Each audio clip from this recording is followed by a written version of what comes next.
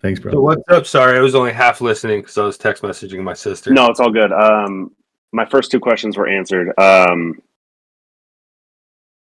I did have a third question. Just like, what is the... So I send over offers. I just kind of use the like when I pitch the seller finance deal, I use just buy box as like a template for my offer email. But what is that? What is the difference between that and an LOI? And like when is it better to use an LOI? An LOI is just a letter of intent. So I mean, you can really structure that however you want. I use a pre-formatted one when I send mine out. But that's through the firm or whatever. If I'm sending one out for myself, as far as like anything to do with like an email that's coming from my personal address, and everybody's gonna kill me and jump on me for saying this, but I usually put the loan terms and everything right into Chat GPT and say, write me an LOI for this. And these are the terms. And it'll literally give you the entire template where you can fill out the name of the person, the address of the property, all of the information that you need is there. And then you just make sure you write in the terms correctly so it does it, so you're not sending something that you don't want to send. Read it. Definitely read it. Right. And that's how I do it. LOI, everybody gets hung up on these LOIs. All it is a letter of intent. It doesn't mean a damn thing. Okay. Because I've never sent one. Yeah, you can literally put it on a napkin if you want. You know what I mean? Like it doesn't have like it's not like a one size fits all thing. Okay. Is it like a good thing to send out to like there's states where like agents just don't list their phone numbers and like it's just an email? Is that like a good use for them? Is just to send out an LOI? Sometimes like a letter, like I intend to put an offer. Yeah, so that's sometimes what they want you to do. They want you to send an offer and then follow up in a like a day or so. Okay. Like, hey, did you receive my offer? You know, what are you thinking? Please give me a call. Here's my number. Yada yada yada. And you know, sometimes it's just a realtor being lazy when they do that.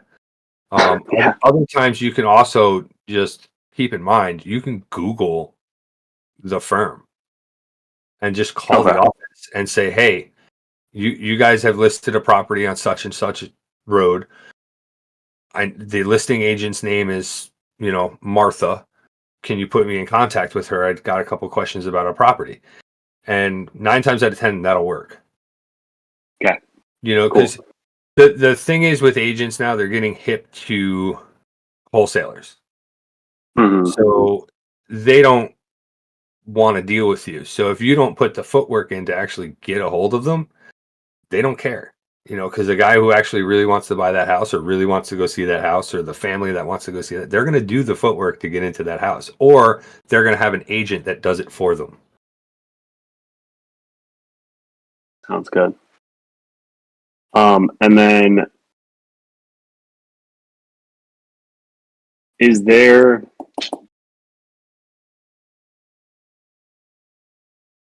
never mind. That was a stupid question. There's no stupid questions. Well, I was going to ask... There's always the stupid answer, though. It's a stupid question because I just remembered that they put there's like a new video of the Trojan horse pitch. Because like I think I'm doing it right, but like for my first month, I just like used my bartender skills and just had conversations with real estate agents, and then I would just straight up ask them like, "Hey, like looks like this thing won't cash flow with a regular loan. Do you think your seller would be open to seller finance?" And sometimes I get a yes, sometimes I get a no. A lot of times I was like, their response was, "I mean, I'll submit any offer you send me," and like based on a rapport, they went however they went. But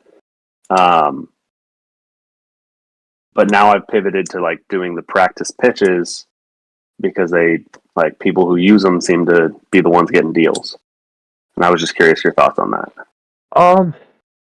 So I don't follow anybody's pitch. Yeah. I like to, I learn from other people. Like I've listened to a couple of people in here make pitches and they've done things that I really like. So I'll integrate that into my pitches and then I'll integrate things that I learned from Richard and then other people that I watch and anything that I seem that turns the tide of a conversation, I'll integrate that into my pitches or I'll write it down and I'll, use it at a later date or whatever. I don't like to follow anybody else's pitch word for word Okay. because you're not that person. You're somebody else. You know what I mean? What works for me is not going to work for you, and what works for you isn't necessarily going to work for me or anybody else. You know, Right. I tend to teeter on a line where I'm more trying to get them to agree with me, not so much hear their story. And I know a lot of people are like, hey, you got to let them talk, you got to do this, I don't necessarily love to do that, because I don't want to get away from. Oh, it sounds like you got a call coming in. Yeah. Take it if you got it. Go ahead. All right. Hello. Hi, Shay. How are you? I'm good. How are you doing? Not too bad. Let me see if I can pull your property back up again. Okay. Sorry, I couldn't pick up earlier. No worries. No worries. This is. Uh-oh. Did I close it? Would you remind me that address really quick? Sure. It's 19th Street. I did close it. It's 401.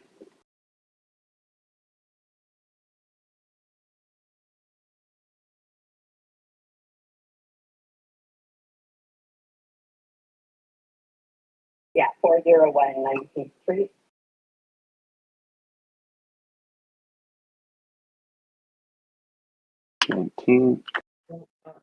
She's getting dressed.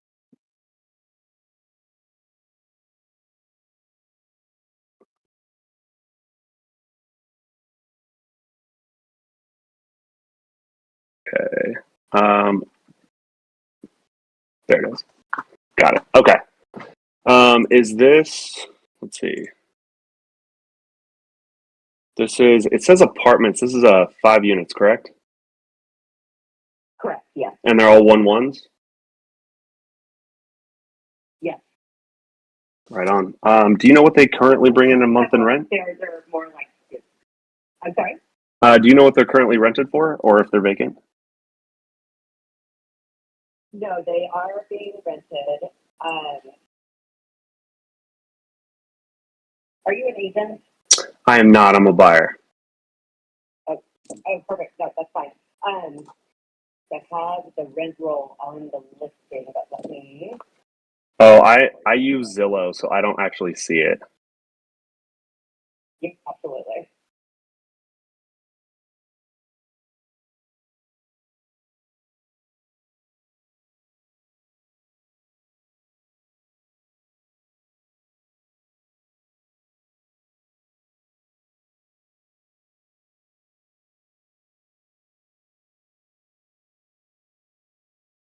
Pulling up. So good. Oh, I'm sorry. You cut out. Lost you there. No worries. What's that? I said I lost you there for a second. Oh, did you? Okay. Yeah. Will you text me your email address and I will send you the rent roll and the financials and it just came up. Here it goes. Okay.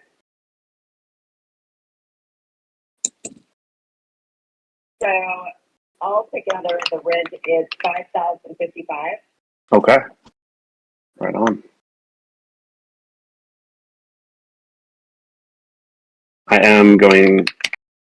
I'm just sending you over my email just in case I lose you on this call. Perfect.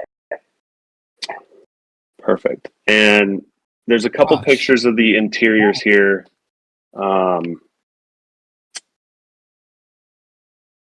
Have any of them been updated, or are they all like fairly dated like this? A couple have been updated. The house was built in 1900, but they have updated some, and they all have new. Oh gosh, water, plumbing, and I'll send you a list of all the updates that they've done to that. Perfect. Yeah, definitely. I sound like it. Sorry about that. No, you're good. I suffer from the ums as well. I'm taking a. Okay, Oh, see, I just did it.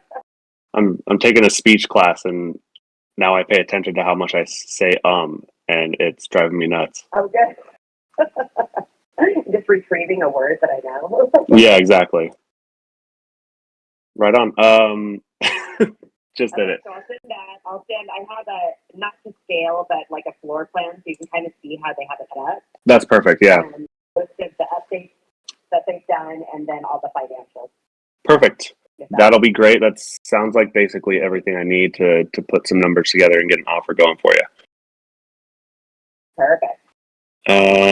One last question. Do you know if in that information you're going to send me over, we know like the HVAC situation in the roof? Yes. So HVAC is what I was trying to. Each unit has its own. Okay. Roof we're not sure about, and I'll send you an explanation of that. But when they bought it, it looked like it was in good shape, and then they updated like the flashing and different areas around that. So, but we don't know exactly how old it is. Okay. Yeah. Just always a little curious when you got a house that's almost, well over 100 years old at this point, but. Exactly. Yeah. It's still standing. Looks good too. Yeah, I know, and it's always been a multi-unit. I looked back because at one point it wasn't zoned for 5 units; it was only zoned for 3. It was the last time we tried to sell it, and they said if I could, prove that it's been a 5 unit for a certain amount of time, then we could grandfather it in. So I went way, way, way back to the 50s and earlier, and they've always rented rooms out of that house, but I could never get all 5 units as rentals. But now it's zoned correctly. They've changed the density in town, and so there's no issues there at all. Right on. Yeah, that's cool. This thing's a piece of history. Oh, for sure. Yeah. All right. Do you live in Boise or do you live in Bend? I live in Bend. I like to visit Boise in the summer. It's beautiful there. Yeah, for sure. Likewise in Bend. Oh yeah. Yeah. All right. I will I'll put some numbers together and then I'll be in touch. Perfect. Sounds good. All right. Thanks so much for your time, Shay. Talk to you soon. Thanks, Jeff. You too. All right, bye. Bye-bye. All right. Sorry about that.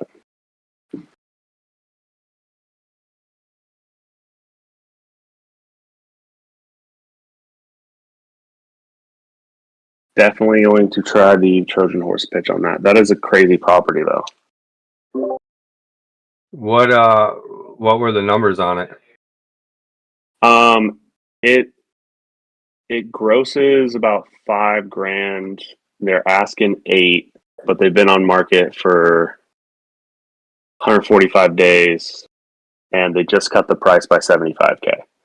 So they might sell or finance at a lower amount because they're starting to think this thing won't sell. I mean, doesn't sound like it's going to sell. Yeah, but it might cash flow well.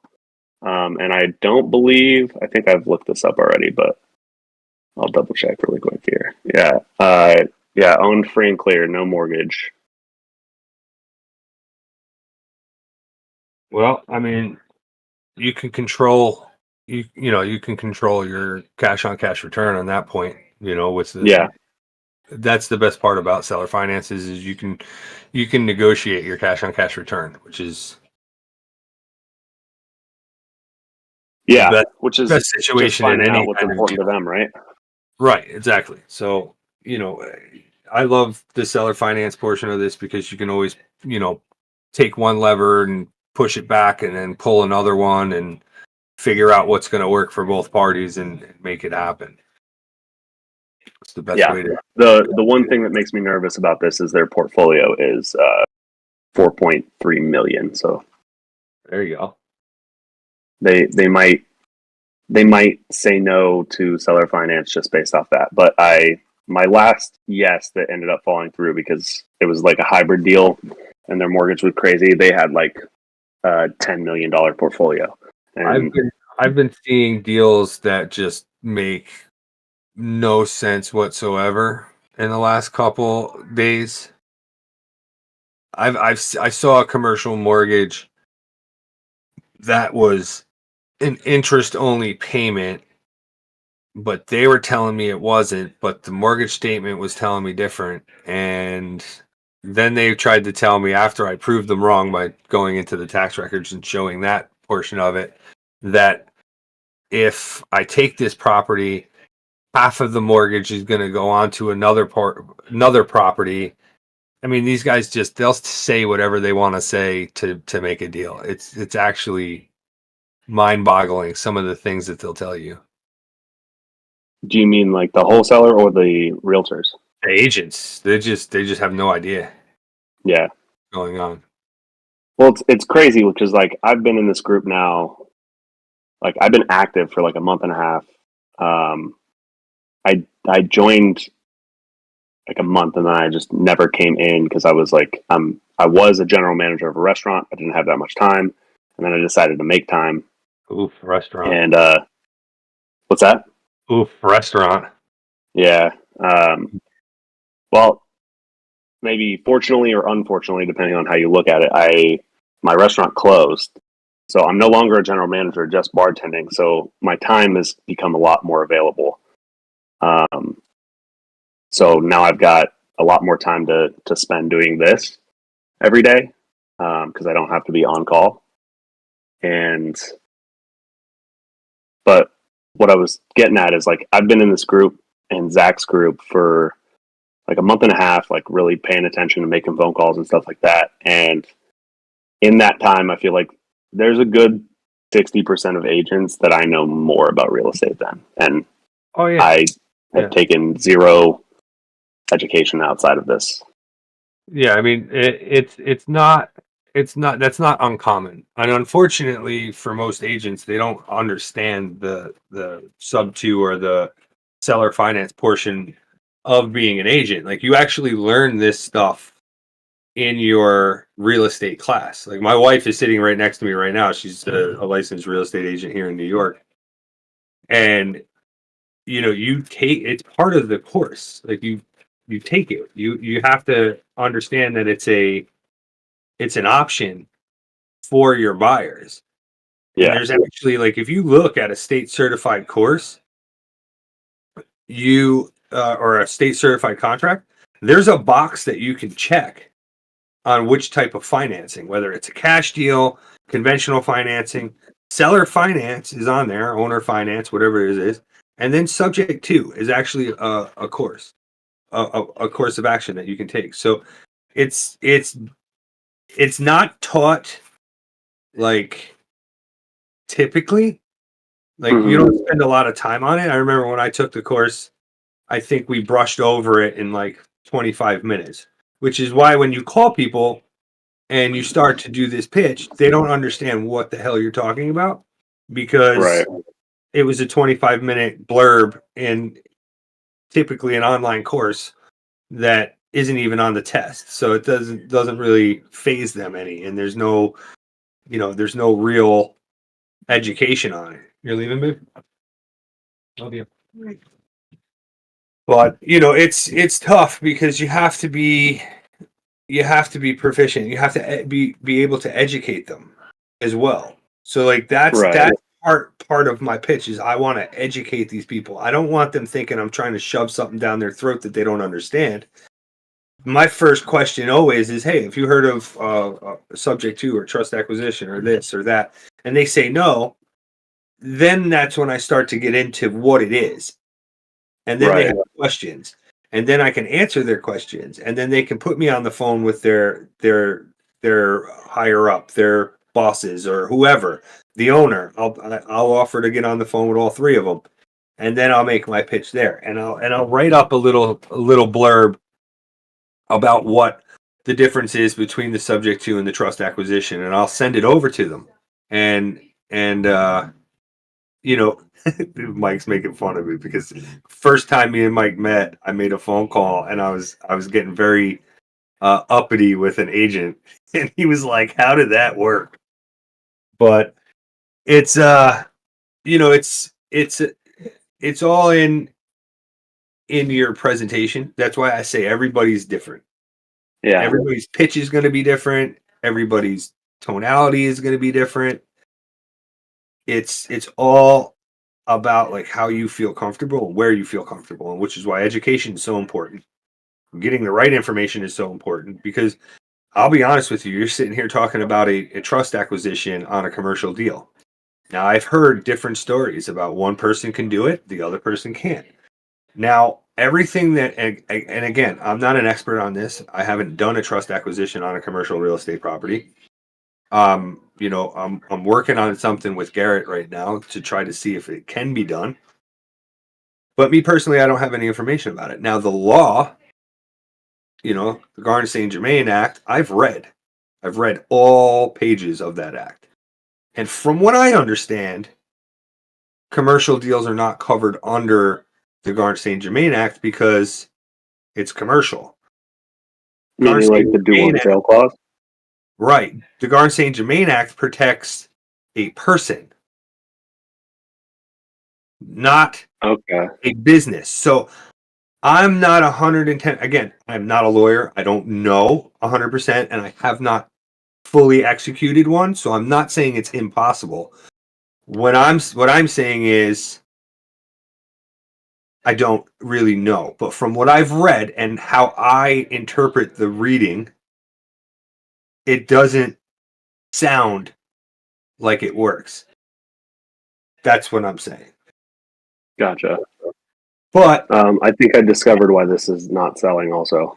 I wouldn't know, and that's a question for Rich or Garrett or somebody who actually has done, and make sure it's somebody who actually has done one of these deals so they can tell you the inner workings on it. That's a big thing that I always recommend, is make sure that you are getting information from somebody that actually has done what you're asking, not somebody who's read a bunch of books, somebody who's done it. Because I got to tell you, there's a big difference on doing it and getting the information and learning it firsthand than reading a book or reading somebody else's, class on if it actually works or not, because who knows if they've actually done it. They just may have read a bunch of shit and think they're good. But right. Ooh, I just cursed. He's going to yell at me again if he heard that. I know there's no cursing on Trent's live. I know. But I guess technically this isn't Trent's live right now until he comes back. Yeah, it's your live right now. So we have that. I'm pretty sure that the reason that this isn't selling is right here. I decided to move it from PropStream to Zillow. 3-bedroom, 2-bath, half of a duplex. I'm pretty sure they're trying to sell half of a duplex. I'm going to call the agent and find out, but if that's what they're doing, that's why nobody's buying this. That's why it's been sitting here on market forever, because no one wants, like, if I was looking for a new place, even if I could get it for this much of a steal, like, I don't think I'd want to own half of a property. That has no value. I mean, that's a good question. It could be a half of a duplex, which may not work, or it could be a row home, and the other side may be worth that too. You know what you could do is you could look up the other side of that and see if it's the same owner and it has the same amount of money on it. Okay, that's a good idea. because that's how I find little discrepancies when people tell me they have something and they don't. I look up both addresses, and if it doesn't match the amount, then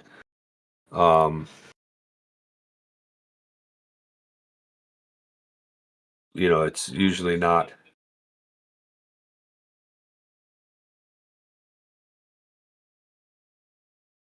Okay, weird. So maybe not, because Different owner?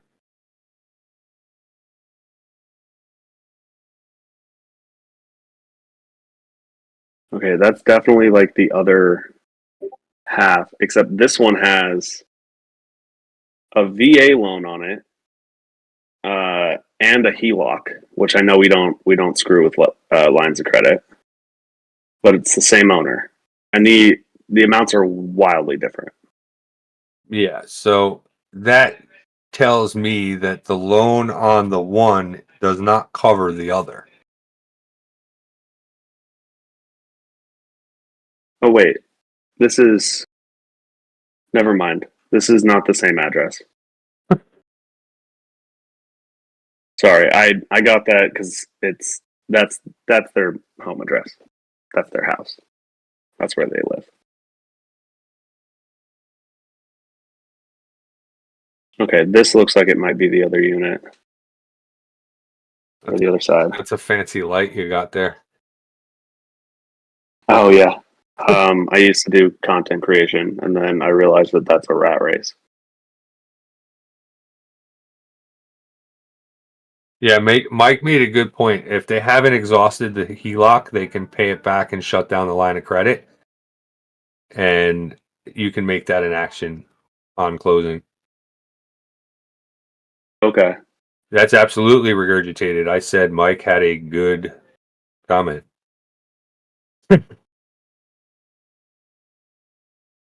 Mike Okay, is so now I'm even more confused because I believe this is the other side of the duplex. At least it's really hard to tell from pictures. Yeah, okay, so this is for sure the other side of the duplex. It's got a different mortgage on it. Yeah, so that just means that the two are separated, and I don't think they're covered. Is it the same owner? It is the same owner, That's really weird. but the mortgage is definitely different because the mortgage type is different as well. This is just the new conventional.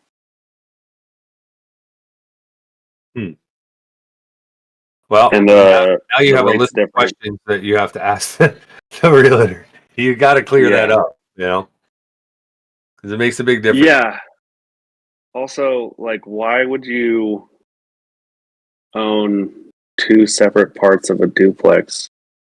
Well, like I And said, it could be built as a row home. You know what I mean? what's that mean? It means it's just two houses that are stuck together. It just looks like a duplex, but it's really not. It's actually two separate addresses on two separate parcels. You know what I mean? So, like, for instance, there's stuff in Philadelphia that's just like that. So Philly is a area that has houses like that. And just because they're connected and they look very similar doesn't necessarily mean that they're all on the taxable lot together. Okay. Is it maybe two separate parcels? They just built the houses that close together and connected them. Does anyone know what time it is in Texas right now? It should be, I think, 4:30. Okay, so they're 2 hours ahead. All right. Well, let's call it a realtor and find out what's going on. Yeah, This that's is all. confusing. And then when you're done with that, I'll start getting to some questions because there's people that have their hand up like Yeah, crazy. yeah. I just realized that, and I'm new to this whole like, hey, bring it up. I'm used to just being in the hangouts. People can just jump up, Yeah, I think that's where you and I have talked the most is in Hangouts. Yeah, I mean that's usually because I'm not. I can go back and forth and do what I need to do, But yeah, make the phone call and see what they say, and we'll get some more information, and then after that, we'll start answering questions. Sounds good, man. Do you want me to do the phone call live or should I drop down? Up to you. Whatever you want to do. I mean, I don't mind. I mean, you know what? Yeah, just do it off mic so I can start getting people up here and asking questions. Just because, we've been up here a while. I'll just go down the list, and if you don't come up in a couple of seconds, I'm gonna just keep going down the list until we get somebody that wants to chat. Okay, we got one.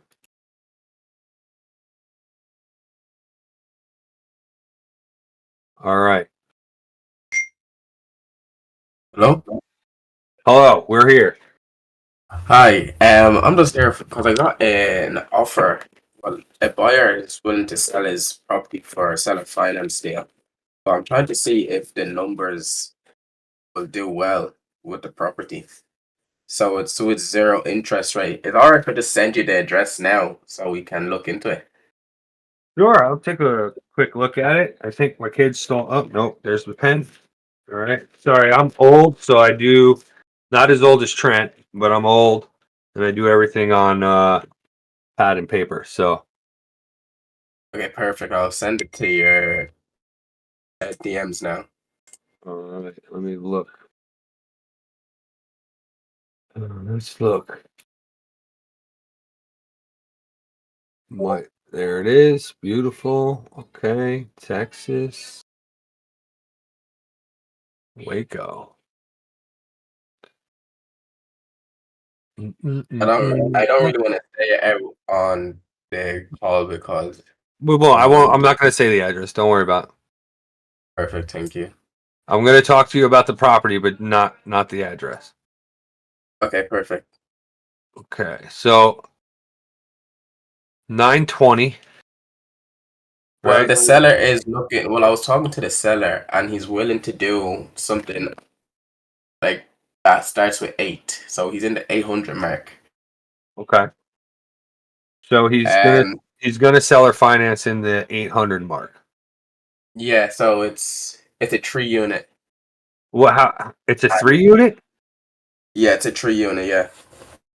Why does it only say 3 beds, 2 baths? The seller he's not doing it with an agent, so he done it wrong. But if you see in the description, Okay. it says everything. Each unit is 3.2. Okay. Yeah. What are the rents of each unit? Do you have an idea? He did say what comes. Well, I'm looking at Zillow, and what comes in is nearly six grand a month. Total? Yeah, total. So pretty much And $2,000 a month for each unit. yeah, now one of the units are occupied already. He did say to me one of them are occupied, but he can't get them out, or we could keep them in the property. How much are they paying? At the moment they're doing. I think they're doing. What he said was 1,300, but I Oof. think an investor wouldn't want that. Yeah, no. Not if you can get another $700 a month off of them. Yeah. All right, so we got $6,000 of income. Really, it's only for 5,300 right now. Yeah. Okay, so what are the terms? So you have in the eights, like 850, 860, a little higher. What are we talking? I was thinking 820. Okay. 820, so or 830, one of them. So I bought in Buy Box Cartel. When I done with the 900, it gave me a million, but I was trying to do like a 6-year balloon. Okay. So what do you And have he the was terms at? What do you have the terms at right now? What's the offer that or are you trying to figure out an offer? I'm trying to figure out what offer I should give him. Now I did say to him I'll give him a number in the morning. Okay. But he is open for the seller finance. But he So, wants a down payment of 100 grand, that's the thing. ooh, no. That's Okay, why so I'm like, where do I start off? he has a reason for that 100 grand. Yeah, The he's re- moving out of the area. okay. So we may have to kind of work with him a little bit. Okay. So I would try to figure out, all right, the first line of doing this is try to figure out what he needs, what he would be comfortable with on the lower side of that 100 grand. Mm-hmm. Because like I said, we can do 80, we can do, 90 is pushing it. Apparently it's free and clear, Mike. It's seller finance, Yes, so I'm right. assuming that it's free and Yeah. clear. There's a number of little things that we can do, but the main concern right now is that down payment. I mean, it's not terrible, but it's high, and it's going to be harder for Yeah, us it's to very work. high. Yeah, it's going to be harder for us to work our assignment into that. What we Yeah. could try to start pulling out is his reasoning behind needing that $100,000. Like, is it moving Mm-hmm. costs? Is it closing costs on another house? Why does he need 100 grand? And is that his bottom line number? Because for us, we want to get this thing at, 10% down. Yeah. And that is 82,000. So we're not far off. The Yeah. rent total pro forma is 6,000. He does have one unit rented for 1,300. Each unit is at Mhm. 3.2.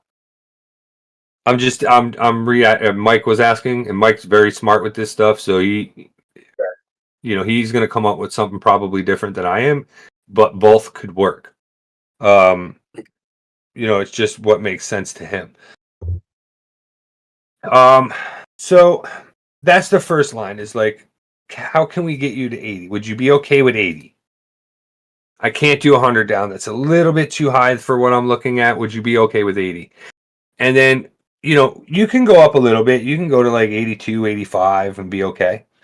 And then we have to start talking about the payments. Like, what is he thinking about interest rate? What is he, don't mention interest rate, but, try to pull this information out of him while you're talking. Yeah. Okay. Now, at the moment, is at 0% interest rate. Okay, so that's terrific, which gives us a lot of leeway here. So now, because we're at 0% interest, we have the down payment. We can try to get it to 80.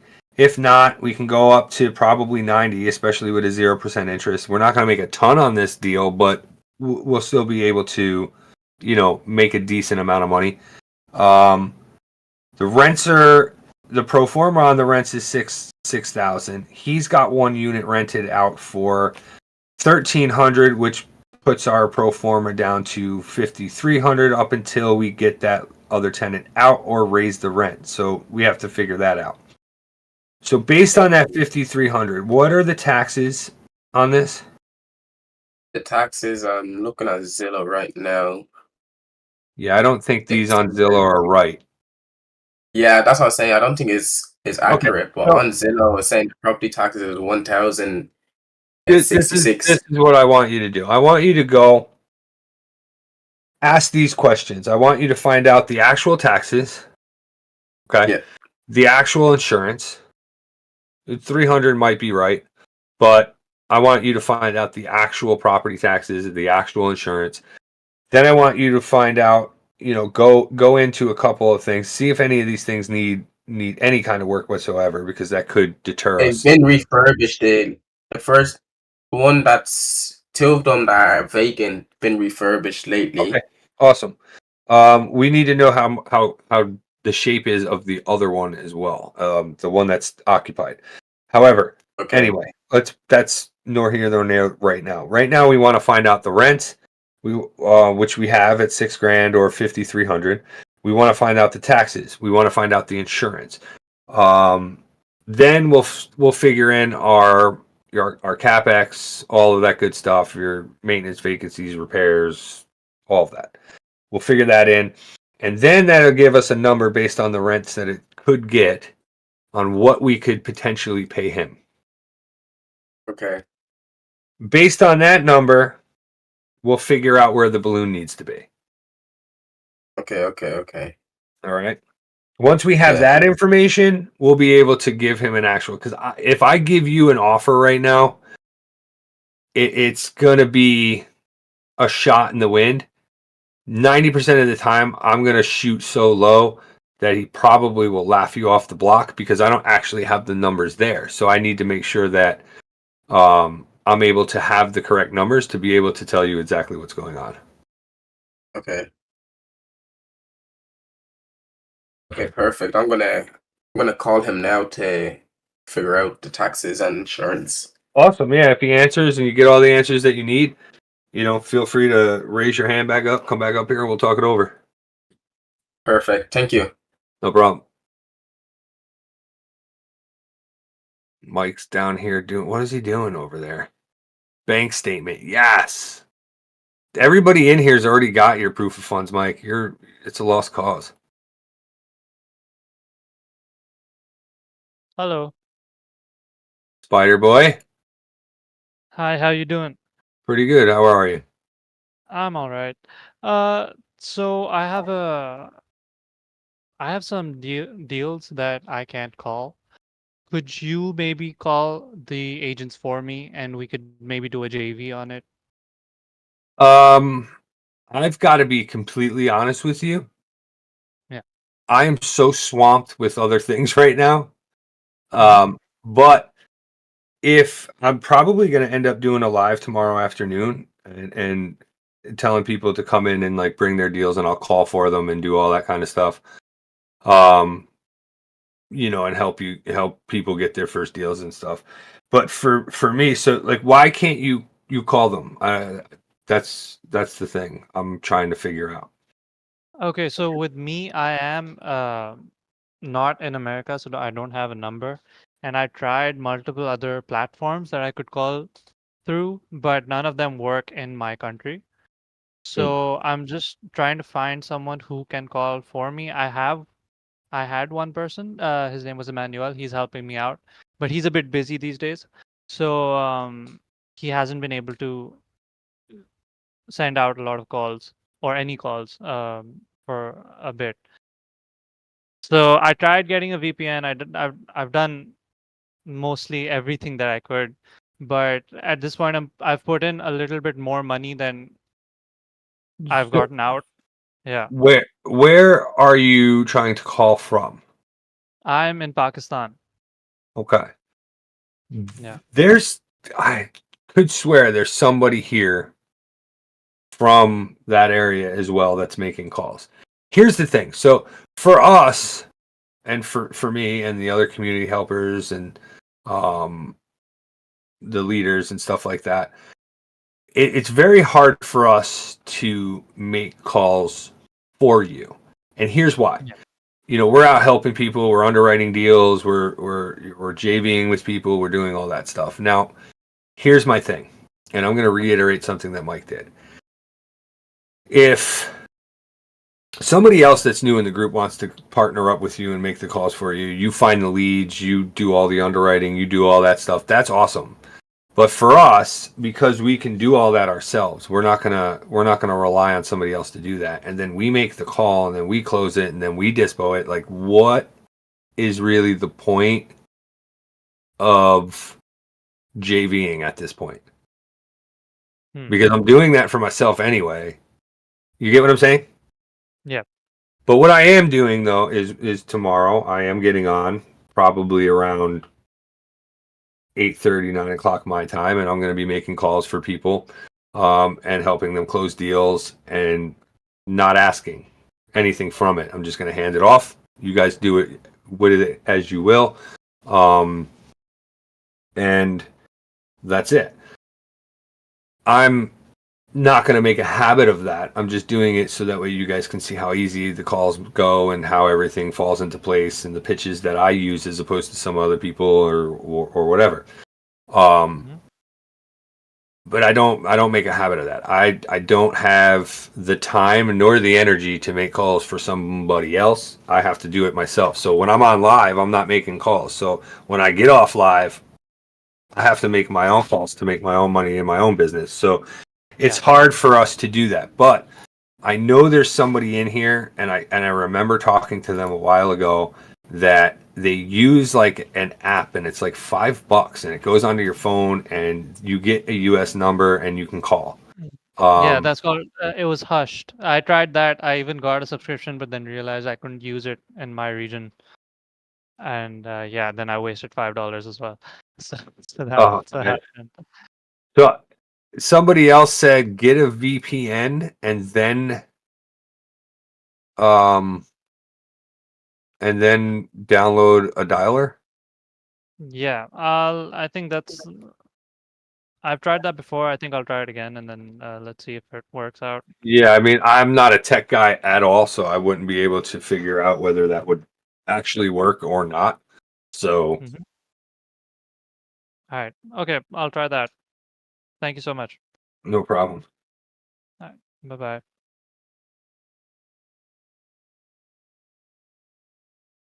All right, who else? We've got Aiden Cletus. Wow.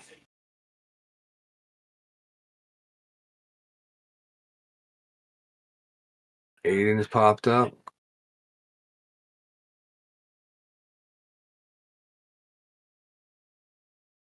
What's up, Aiden? You got a question? You got to take your mic off mute there.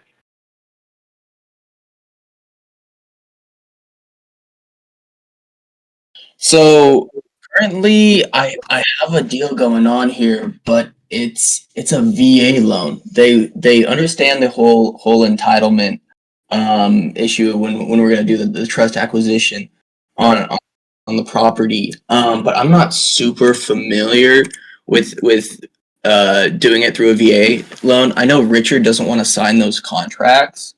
So I'm kind of just like wondering what my options are from here. To get it done? Yeah. So they're interested in doing it, and it's a VA loan. I just don't know if there's anything special compared to a normal loan. And they know about the entitlement, and they're okay with it, and everything is on the up and up.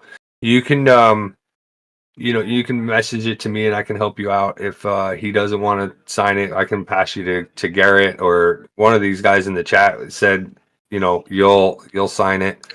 They'll sign it and help you out. But Okay, cool. So let me just clarify. Mike did bring up a good point. Are you guys telling them about the entitlement, or are they asking about it? Well, they've already asked about it, and I've told them like, hey, this entitlement's going to be locked up, and you're not going to be able to use it for your next property. But they're already in their next property, and they have perfect. a loan on their new property already, so they don't need the entitlement. Okay, that's perfect then. Yeah, it shouldn't be a problem if you can. I highly recommend going through Buy Box on these. If they don't, how old are you? I'm 25. Oh, you can sign it and then submit it to Buy Box.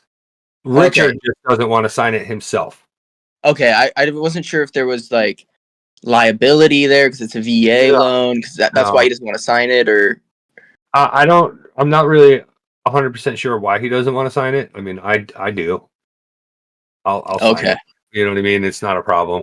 Okay. So it's the exact same process with VA loans than it is with a traditional FHA or anything else. Yeah, it's pretty much the same thing. The only difference is they have an entitlement, and you have to be, make sure everything is set up correctly and going through the proper channels to be able to be done right, because you don't want to, screw this guy up for however many years that you're going to be into this property. Exactly. Yeah, that's what I'm trying to avoid, and any pushback if he gets, if he's happens to want to do something, in 8 years, and he's like, wait a second, where's my entitlement? I don't want to get a call and later down the road, and now I'm trying to figure that out.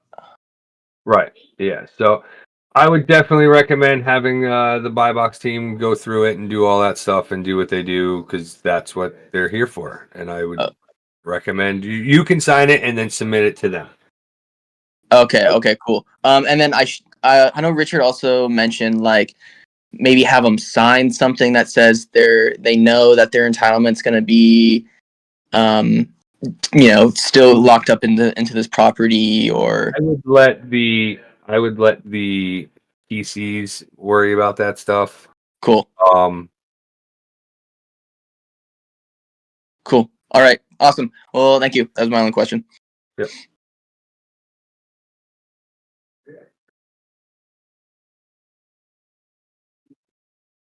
All right, who's next? We've got Cletus. Is that your real name, Cletus?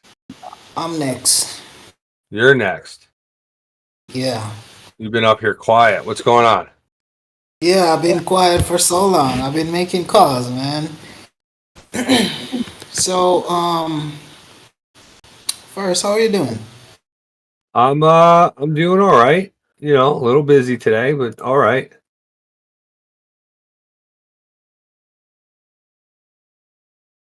You there? Oh, I think we lost you.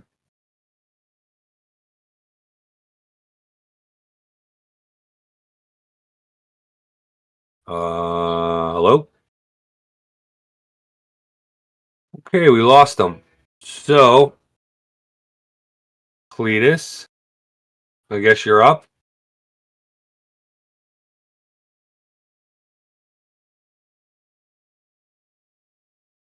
Hey dear Johnny. What's going on, Cletus? Is that your real name, Cletus? Yes, that is my real name. All right. What do we got? What do we got?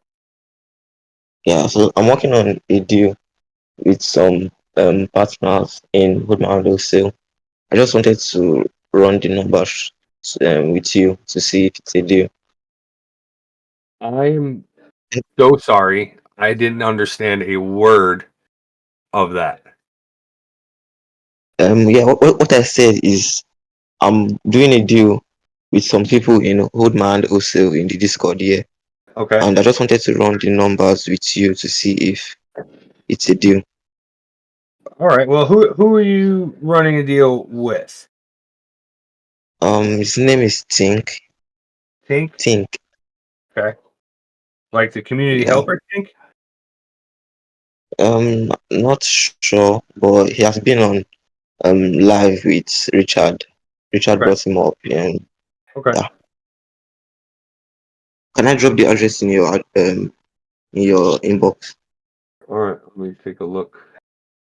I don't have anything yet. Hold on, let me get the address. Sorry.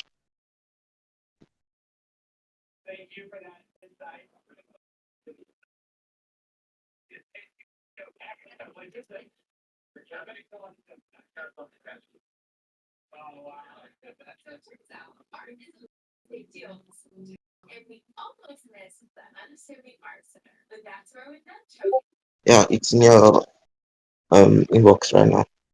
Okay. Yeah, so the seller is asking for 8% interest rates, but I think we can get him down to 8% like interest rate. 4%. So might as well just go to the bank for that. Yeah, that's what I thought. Well, we can get him down to 4 and 10% down, but he's asking for a 15-year balloon, which I think is pretty good.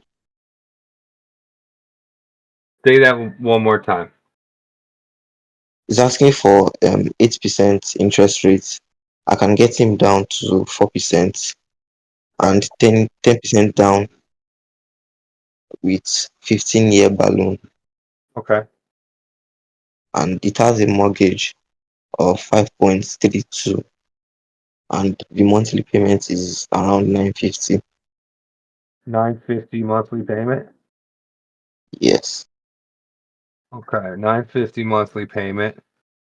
We've got $121 in taxes, taxes, and then $53 in insurance. So, what's it rent out for?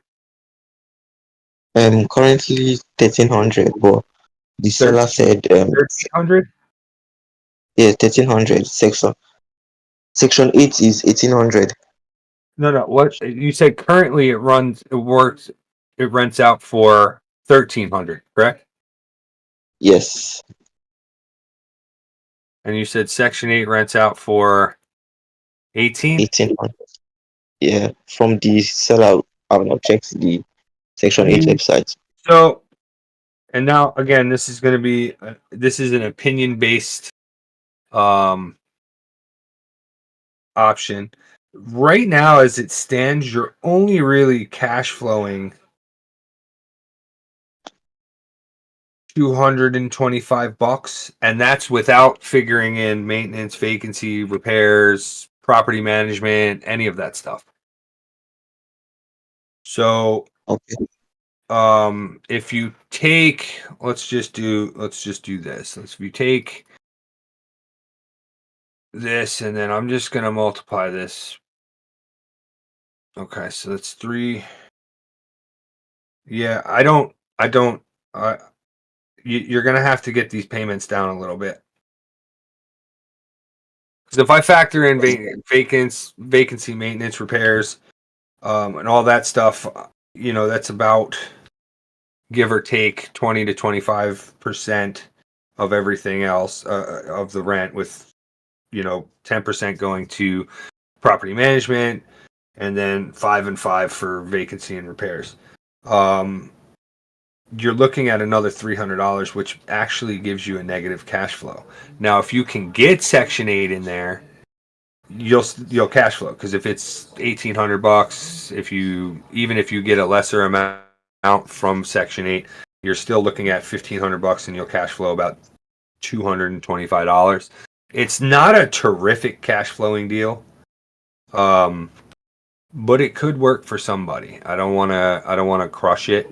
I mean, you've been working with Tink, so I think maybe you should go over this with Tink, and kind of do the numbers with him.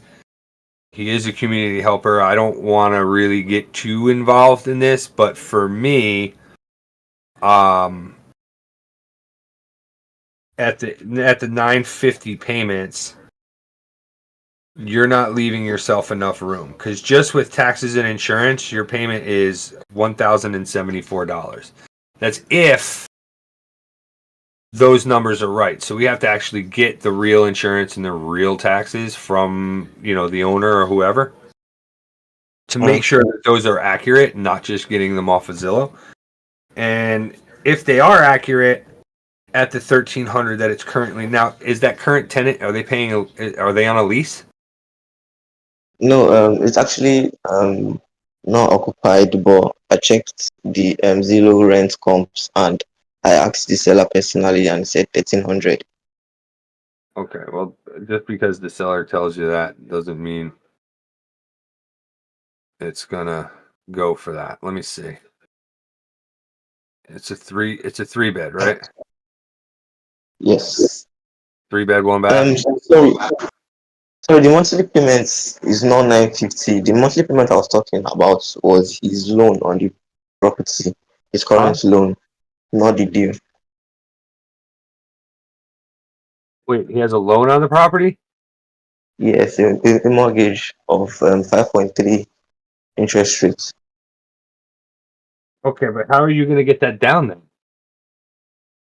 Yeah, what Think suggested is we seller finance with just like the monthly payments will be around 700. But if he has a mortgage, you can't seller finance. Oh, yeah, that's what I You just wanted you to would run. have to do it. This would turn into a trust acquisition. If he has a mortgage, you can't negotiate the interest rate in a seller finance. Like it's just not how it goes. Okay. So you would have to now figure out what his mortgage payments are. Okay. How much is left on the mortgage? And if you and Tink need help with this, please feel free to reach out to me. Tink knows how to get a hold of me. But this is not a seller finance deal, so you cannot do a seller finance with this. They have a mortgage on this. You Yeah. have to figure that portion of it out. It's called a trust acquisition. You have to do it that way. You have to figure in all of the little quirks that go into that, meaning how much is left on the mortgage, what are the payments, and if there's too much equity, this may end up being a hybrid deal. And from what I'm seeing, just based on the numbers you gave me, that if this turns into a hybrid deal, it's not necessarily going to be a deal. I can almost guarantee that. But again, we have to get to the bottom of this because you cannot do what you're saying you're going to do on this deal with a mortgage in place. It's just not possible. All right. No problem. Thanks. I'll discuss it with Think and know what we can do about it.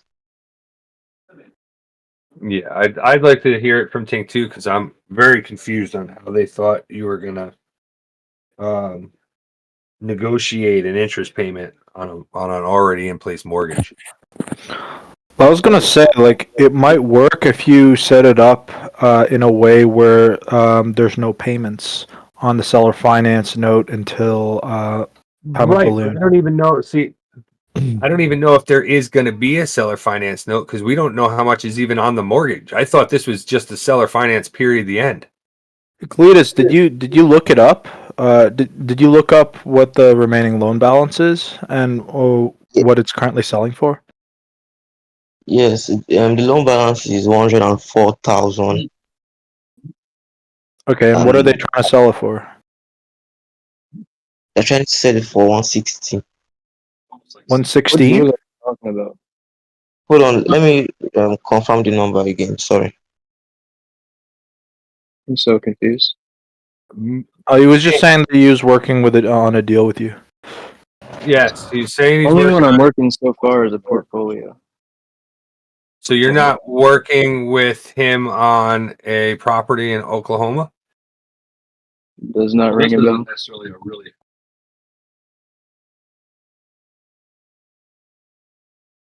I've Cletus, also been traveling for the past 2 days. He's been sending me some things, but I haven't looked at anything. Only one we're doing right now is the Houston portfolio. okay. Yo. We will. Yeah, I sent you this one. All right. Did you send it to him, or are you working on it with him? Like that's a big difference. Yeah, I sent him this one. He told me he's going to take a look at it probably tomorrow. That he has been traveling, and he's his friend that actually gave me the numbers. His name is Cole.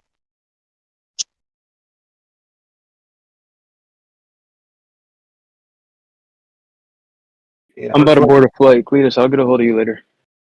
All right, beautiful. You guys can talk that over because yeah, you guys are obviously either attempting to work together or working together, or I don't know. All right. No problem. Thank you. Yeah, no problem.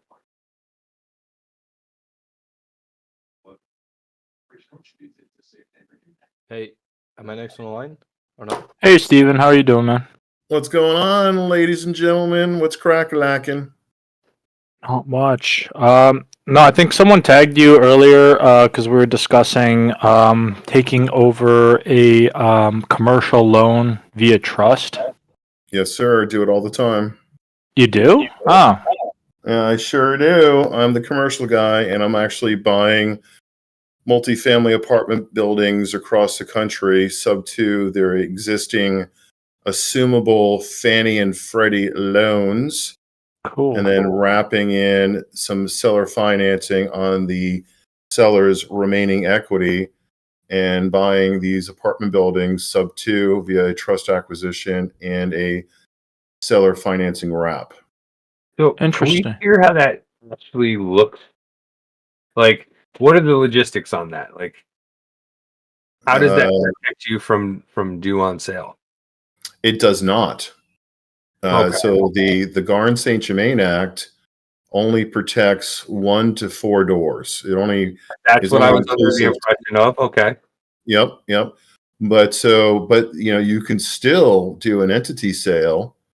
The only additional step which would be necessary is as long as the seller has a good working relationship with their lender, they're simply reaching out to their lender and saying, hey, we would like to place, the title of property in trust. And there's really no reason why, the lender should say no. Okay. And so once we place the property in trust, including their debt in trust, then we're closing not on the property, but we're closing on The LLC. the LLC, or in this case, it's not the LLC, it's the trust. But then what protections does? Okay, so there's where you lost me there. So you're not purchasing the LLC, No, nope. We're purchasing the trust. and they're still retaining ownership of the LLC. They are retaining ownership if they have an LLC. If it's in LLC, then yes, that's also being placed in trust, right? So think of the trust being an envelope, and then anything that pertains to the subject property, we're placing into trust. And so, as far as what I'd like to actually pick your brain a little bit more about that, but obviously we don't have to do it here. But I go live Monday through Thursday at 7 a.m. Basically, just focusing on commercial assets.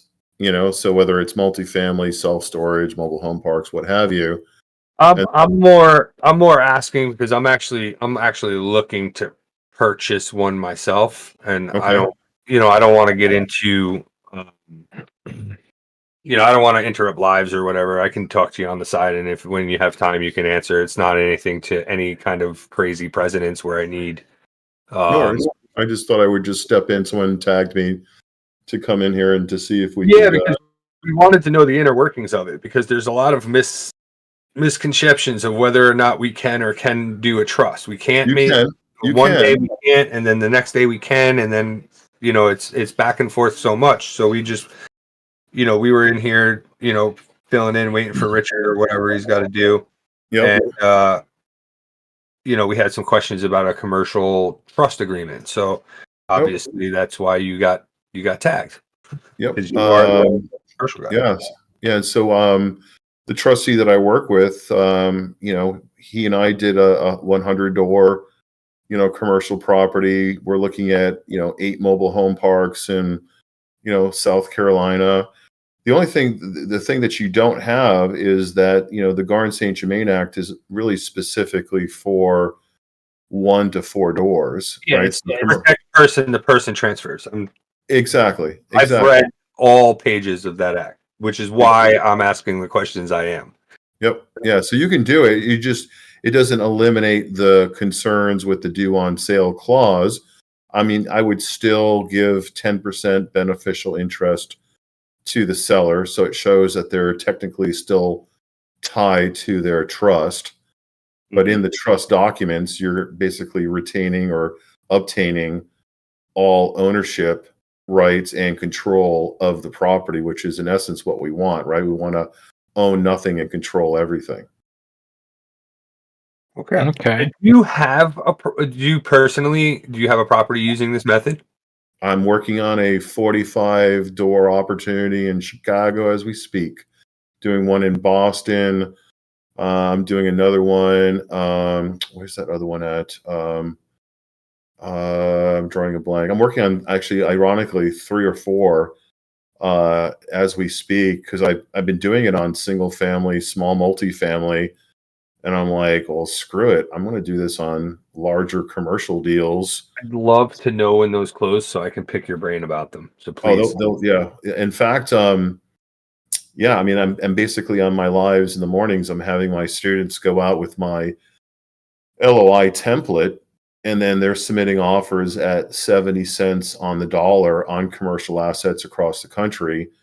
And the moment we get a response and or a counter, we immediately flip to creative And if there's debt on the property, we immediately flip into a sub 2 purchase. Okay. So what about? All right. So let's, for instance, when do you do title on these? Do you actually go through the title process and all that? Yeah, we'll pull title and make sure there's no mysterious liens on the property. Yeah. How does the title insurance work on that? We're not getting title insurance. Oh.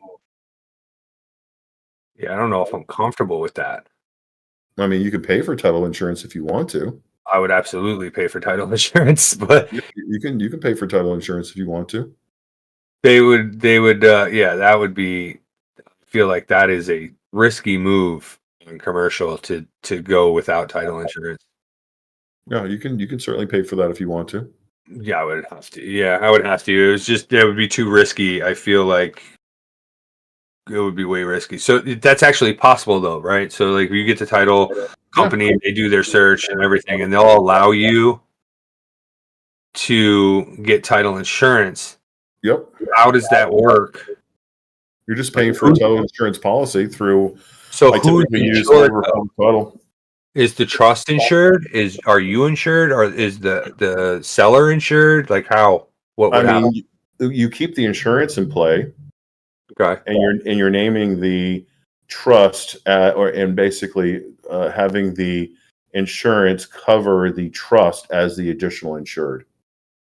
Okay, so I would personally buy the title insurance and then name the trust additionally insured. Correct. Okay. So, in case that the due on sales does get called, like, what are the protection mechanisms against that when it does? If it does, you're preemptively contacting the lender and explaining to them that you're placing property in trust. So there's no surprise there. There's no fraud. There's no illusion. So you're clearing that first with the lender and saying, "Hey, we're placing the property in trust. The seller is going to get 10% beneficial interest in trust." And so, technically they're still tied to the property. Their name is still on the loan. Oh, I see. Okay. Oh, interesting. Very interesting. That is very interesting. Honestly, like Richard before, he was saying, don't ever do commercial through trust acquisition. But yeah, I didn't know that. And like your exit, if it does get triggered, like you could still do a lease back, right? Just reorganize it. Yep, Yeah, exactly. got you. Okay, cool. That's awesome. Cool, guys. Yeah. I got to bounce to another meeting. I just thought I'd jump in here really quick and answer a few questions. Oh, thank you so much, man. You guys have a great day. Good luck. You as well. Well, and got the answers. Yeah, I mean, I don't like the fact that there's no title insurance, but Well, you could get title insurance. He mentioned. I feel like he's crazy for not doing that. But I'm sure he does a title search before he even gets the property. Yeah, I'm sure, but still. Okay, cool. But Yeah, it does happen. Hey, Tyrell, how you doing? I'm good, bro. How you doing? I'm doing all right. You done actually running around? Sorry, go ahead. My bad. I didn't know my mic was unmuted.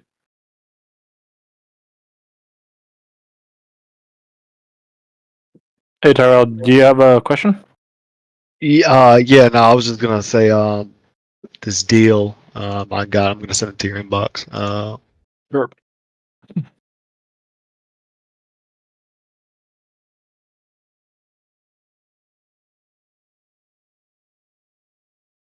So I submitted the offer for creative, and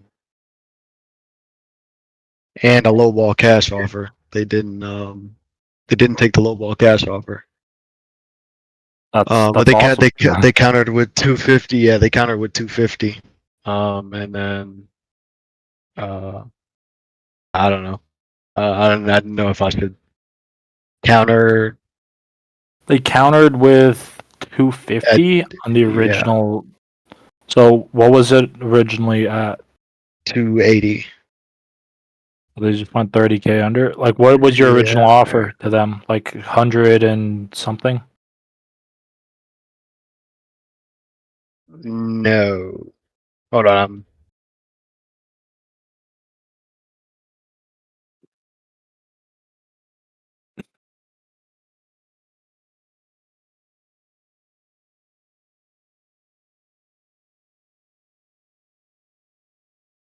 I'm sorry. What were you asking? I completely lost my train Well, of thought. you mentioned that you were gonna send me. Oh, I thought I sent it. Copy. No, I didn't receive it yet.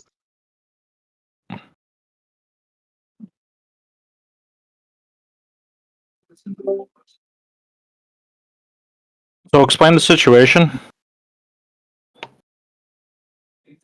I presented the offer, and she basically said like the ARV is like 480,000. I don't know. I was like, I basically just submitted a couple the offers, and yeah, I don't know. I'm super nervous, so I'm trying to like, Is that the one you just sent me? yeah. Who said the ARV is 480,000? Fucking the agent. Is it a 4-bed or a 3-bed? It's a 4. Okay. 3 baths? Yeah, 3 full, 1 half bath. Let's find myself some comps here. Let's see what we got. And they said 480,000. Let's see. What did she say? 3,000 Exact square feet. numbers. Yep. I'd be comfortable with that. And all right, so you submitted an offer. Mm-hmm. Yeah. Yeah, it's 250 at 215. She counted at 250, so I didn't know if I should just be like, no, and then give it 30 days and then follow up, or Never that. Never that. So I would counter her back at looking at the pictures, and I'm going to give you a real quick. What did you figure for a rehab here? it's just the living room needs to be rehabbed. So That's absolutely not true. I'm looking at the. Did you look at the pictures? I mean, yeah, for the most part. I mean, I'm not looking at the listing right now. I'm sorry. 2 of the bathrooms, like actually 3 of the bathrooms. It looks like one of them's completely ripped out. Oh wow. The floors need to be redone in multiple rooms. Let me see what else I can find. A bunch of rooms need flooring. There's a piece of wood stuck on part of that. Nope, that's the sun. Never mind. The entryway, the rug's got to be done. Those wooden panels on the walls got to be ripped out. The carpet's got to be redone. There's way more than just the living room here. Yeah. So, the kitchen's okay. Nothing like I would redo it if I were buying this. So what did you figure as far as rehab? What did you figure in? I mean, honestly, I came in. Okay. I came in on a creative offer, so I mean, I didn't even do the calcs in terms of that. No. So I'm comfortable with their 480 ARV. So I'll give you that. But I'm gonna go into saying that like this is gonna be $60,000 rehab at least. Mm. And then I mean, listen, I would counter her from the 4 to 250 to at least it's only 29. I would go to say 225. Okay. And that would be where I stick. All right. That's where I'm comfortable. If I'll tell you right now, I'm gonna give you a good heads up right here. So if we get this for 225. You got to sell it for at least 235. It's going to need 60,000. I'm going to say 70,000 just to be safe. Mm-hmm. The ARV is 480, so I'm going to say 450,000 is what we're going to sell it for. Yeah, it's a decent deal. Counter at 225 and stop. Yeah, I would counter at 225 and stop. Okay. You might be able to go up to 230. Yeah, because I just didn't know, like, I didn't know how an investor looks at it, so I didn't know. I'm doing it through my investment firm's platform right now. But yeah, I mean, if the rehab comes back at, this is what I want you to do. Okay. Mm. I want you to take these. Actually, you know what? I'll do it. I'll do it for you right now while I'm working. I'm gonna do you a solid right now. My fucking man. I'm gonna go ahead and I'm gonna create a file. And I'm going to send this file out to my contractors. And in 24 hours, I'll have an itemized scope of work for you. And it'll tell you exactly how much they have to spend on the rehab to get it done. And then from there, we are going to make them an offer based on that. And then if you get that offer, and here's where the sweet part comes in.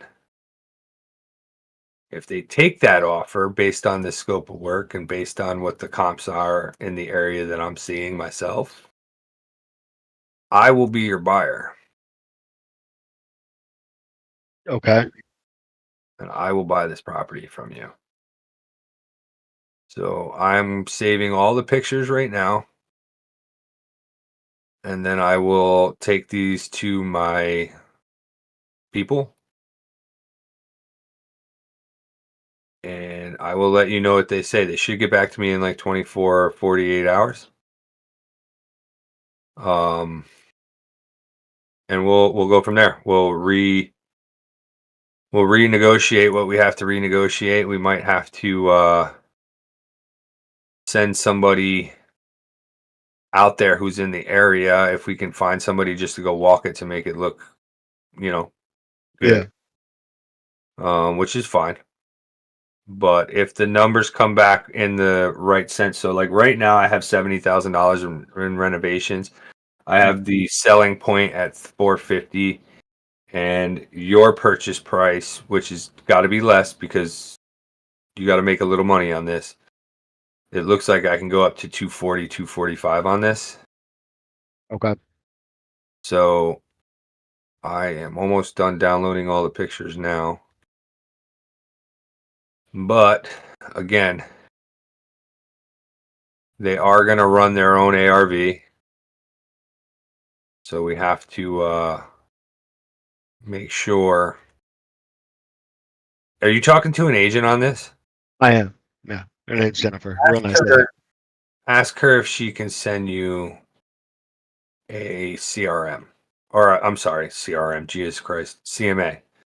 And get that from her and see What is the CMA, if you don't mind me asking? It's a comparative market analysis. It's just something that real estate agents use to compare the properties in the area, what they sold for, how many days on market, all throughout the area. I can look it up, but it's only going to give me, so like when I go on my MLS right now, and I don't want to show the address, so I'm not going to go on it.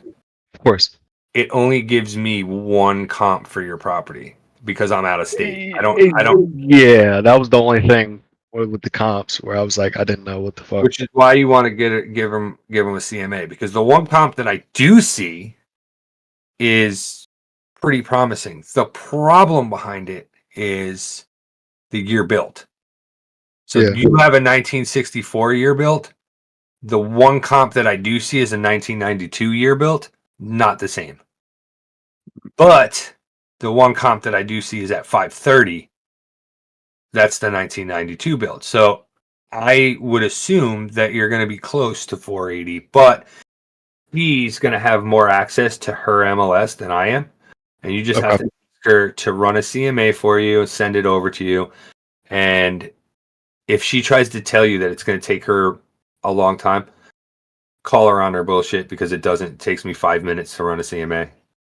But I can't run it because I don't get the right comps for that area. But if all of that checks out and the numbers check out the way they look like they're checking out, I will definitely be your buyer. You don't have to even look. I'll get it. We'll get it done. Okay, for sure. Hell yeah. If you don't mind me asking, why are you buying it? Because I'm going to flip it. I'm going to make money. Oh. That's why. I mean, if I didn't want to make any money, I'd let you try to sell it somewhere else, but why not sell it right here?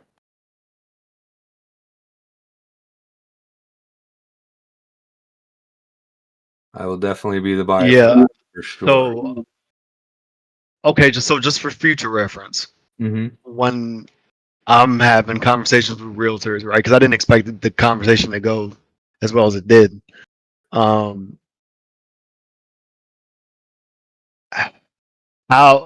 I lowballed the I gave them a lowball cash offer, right? How how could I possibly come up with an offer like you just did? Because I know, because she sent me the ARV and stuff back, and I, because I would have essentially if I didn't ask the question, the deal would have dropped out my hand, basically.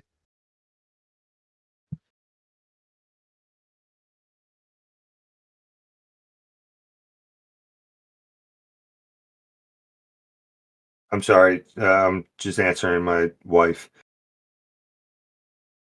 What did you ask again? I'm sorry. Like, how do I calculate? How do I calculate what I would pay for it? Yeah, exactly. So, it's a little hard because we're gonna buy it, but I'm gonna buy it through my firm, not me personally. So I have a sheet that I use that'll calculate what kind of a deal that I need it to be. So like for me, all I have to do is put the purchase price that we're going to purchase it at, which if you get it for $230, we'll purchase it for $240. If the renovations are $70,000, my total is $310. The loan on the purchase that we're going to get is $262, and then it breaks down all of the numbers to where I need it to be. I can't really show you this because it's their personal, thing, but if you lock it up at this, and from the view of it, I don't see any issues on why we wouldn't buy this property. Yeah, it's fucking huge too. Was it 3.5 acres? It's beautiful. Yeah, it's not on a double yellow line. It's the only thing that I would see that might be a problem is where it is. What's the population here? Like 3,000. Yeah, that's going to be the issue. We may not buy it. Yeah. And I don't. When you're talking about a population that low, the chances of actually finding a buyer are also that low. Oh yeah. So let me just.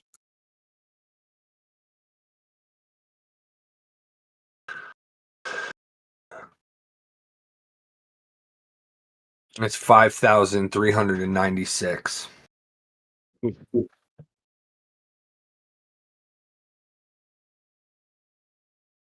That's low. Yeah. Sorry to get your hopes up. Retract. Do it now. Sorry to get your hopes up, but do it now. Yeah, I cannot be your buyer on this. They won't. They'll shoot me if I bring them a place with a property in Lola, Kansas that has 5,000 population. They'll be like, "Get the fuck out of my office." Yeah. God, yeah. This is. Let's see the demographics on this.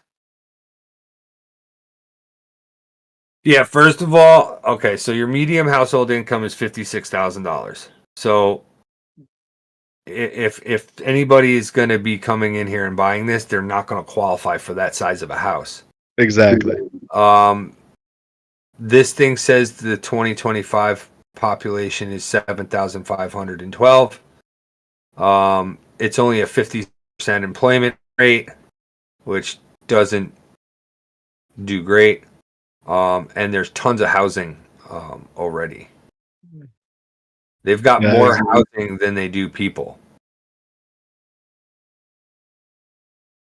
So there's a total of 3,149 families, and total housing units is 3,622. So they already have more houses Yeah. than families. So that is an ideal, not an ideal situation.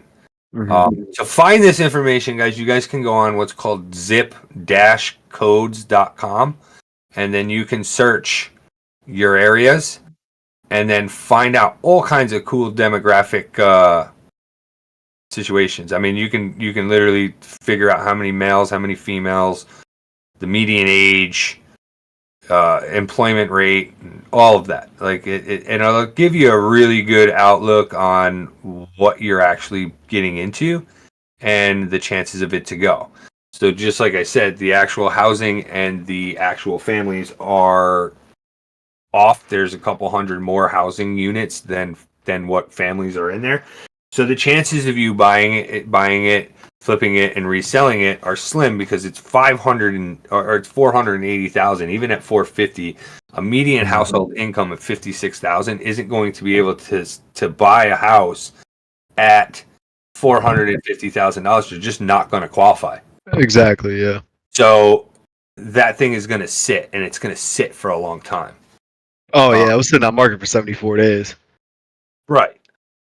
So the last house that sold even close to that price, that one on Fulton that I'm looking at right now, the 92 build, that was on market and it was brand new. It's literally everything is done. I'm looking at the pictures right now. That sat for 176 days. And that thing was turnkey, ready to go. Yeah. So I'm using I just said it. It's zip-codes.com. You can look up anything as far as the demographics on here. Really, really useful. I use it all the time. I put it in the chat. How about that commercial? I'm looking into that. I had so much to do today. My wife was sick.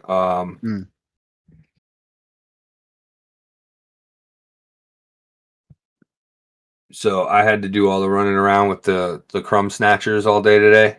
So that was my job.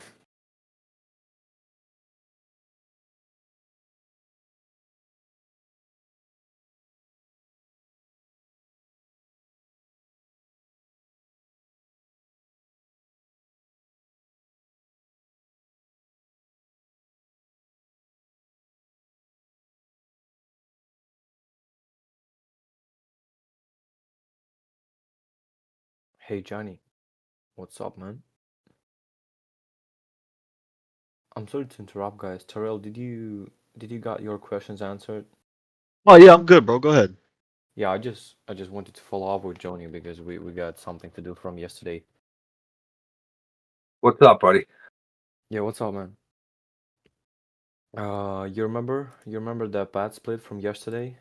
For sale by owner. They're willing to sign. They just need somebody to explain trust. Oh, right. We got to get on the phone, right?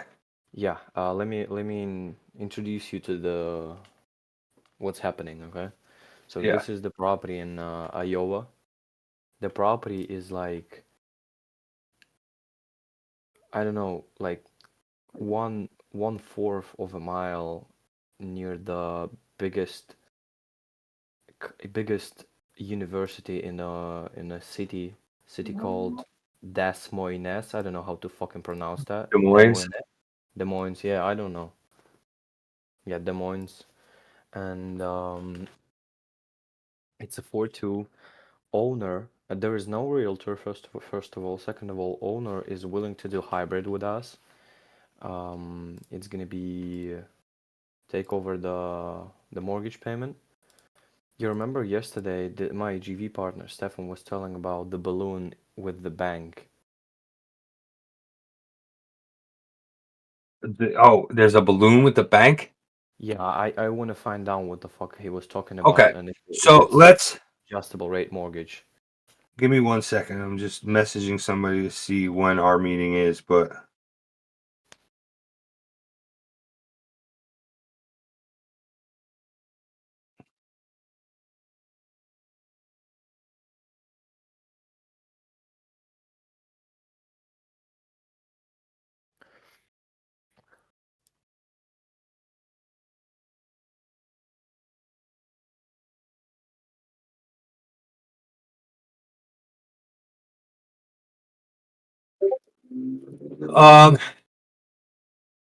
okay. Can we Yeah. set up a time for tomorrow? Oh, you want it tomorrow? Yeah, because I have to get off in a little bit. I gotta make dinner and shit. Because, like again, I said my wife is sick. I kind of just got put up here. I had no idea that I was gonna be yapping like this. I was busy as heck all day today. Yeah, totally understand. If we can set up a call for tomorrow, if we could do it early, that would be. I don't know early for you because he's in Iowa. Where's the property again? Iowa? Iowa, yeah. What time is it? Hey Siri, what time is it in Iowa? Of course, Siri doesn't want to work now. Really? Hey Siri, what time is it in Iowa? Okay, it's 5:30 there, so it's only an hour ahead of me. Or behind me. Yeah, probably behind. It's behind. So see what time works for her. Ask her what time a phone call would work. Message me. I'll make it a priority to get it done tomorrow and kind of explain everything, and then find out what this balloon payment thing is. Perfect. Yeah, I got it. I'll ask right now. I'll probably call him. Yeah, that's all I wanted to ask. Yeah, if they have a balloon, what you think? What you think is gonna happen? I don't know. I got to figure out the terms of the balloon and figure out all the ins and outs of it. There's a million questions that I have to ask, like how long the balloon is, 4 years. what kind of loan we got going on, if it's interest only, because I've been seeing a lot of those popping up lately, these interest only things with balloons on it. It's kind of crazy to me. I don't understand why people would take these kinds of loans, but I've been getting the weirdest loans ever brought to the table, and I just don't understand where they're coming from. It could be either adjustable rates with the balloon for rate to adjust, or interest only mortgages with the balloon. Right. I mean, there could be different things. Oh, so it could be new conventional with the balloon? Yeah, I mean, it could be a bunch of different stuff. Got it. Yeah. Yeah, I'll call him and set an appointment for tomorrow, 10 a.m. for you. Works? 9 a.m. for him? Yeah, that works for me. Yeah. I'll ask if he will propose another time. I'll let you know. Okay. What else? What else you got? Yeah, tomorrow. What time? Nothing. I was probably gonna go live here at like 12, but I'm gonna get most of my stuff done in the morning. So, the morning works better for me for sure. If I have to push the live off a little bit, that's fine. We can get the deal done. I'd rather do that. So either like 10 or 12, I would say, or 11. 10, 11. Yeah. Okay. Yeah, thank you. Got it. Have a great day, man. You too, man.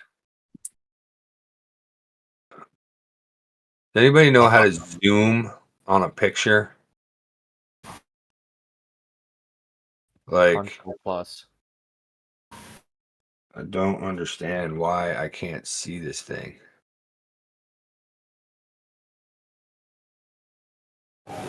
Hey, Johnny.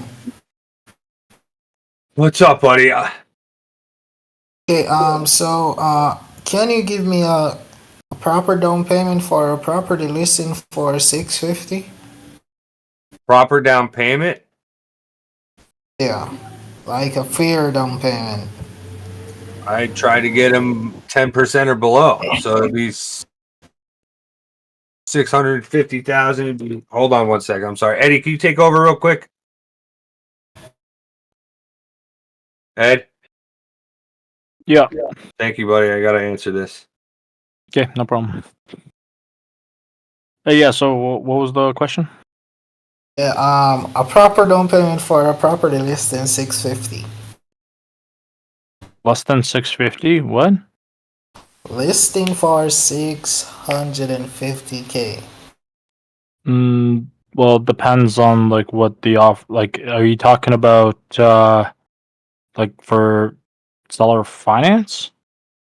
Yeah, it's a mortgage takeover, so they hold like 400 on the property, and they come with bullshit 150 down payment. I told them that cannot work. Well, I'm No, taking it's just okay, mortgage so for from. properties like that, it's way too big of a gap to make them work. You would either need to throw out a hybrid deal that cash flows or a sub 2 with a lot of the equity deferred to time at a balloon. So I really can't see something like that working out. Like, you know what I mean? No, I mean they're not getting a balloon. Okay, so if they have an outstanding loan balance at 450,000, you said, right? Yeah, they have a low, but not 450, 400 flat. 400 flat. So the most that you can give them is 10%, which is 40,000. So their total entry would be 440,000. So if you're unable to get anywhere close to the 600,000 that they're asking for, it doesn't seem like it's a good lead. Yeah, it's a pretty good deal. Cash flows well. Cash flows well at what? Well, yeah, it's It going to has. cash flow well because they're trying to get $600,000 for it, but the max you could offer them is 440,000. Yeah, that's pretty much it. Take over their debt at that price. That's what I'm doing. So I think 40K would do with the subject to take over their mortgage. Have I him mean, pay yeah, up on. if they accept that, if they accept that, then yeah, you got yourself an awesome deal. But the thing is, it's just like it's like $200,000 in difference, and from personal experience, people are not willing to just easily walk away from all that equity that they have built up.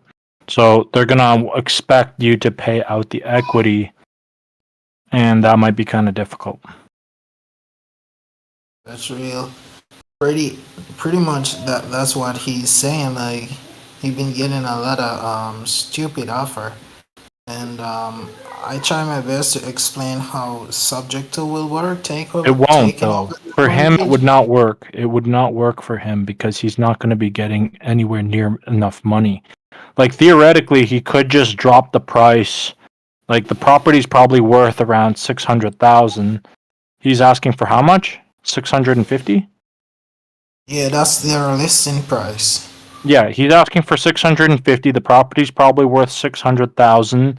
He could drop the price by 100,000 to $550,000, and he'll probably get someone to buy it.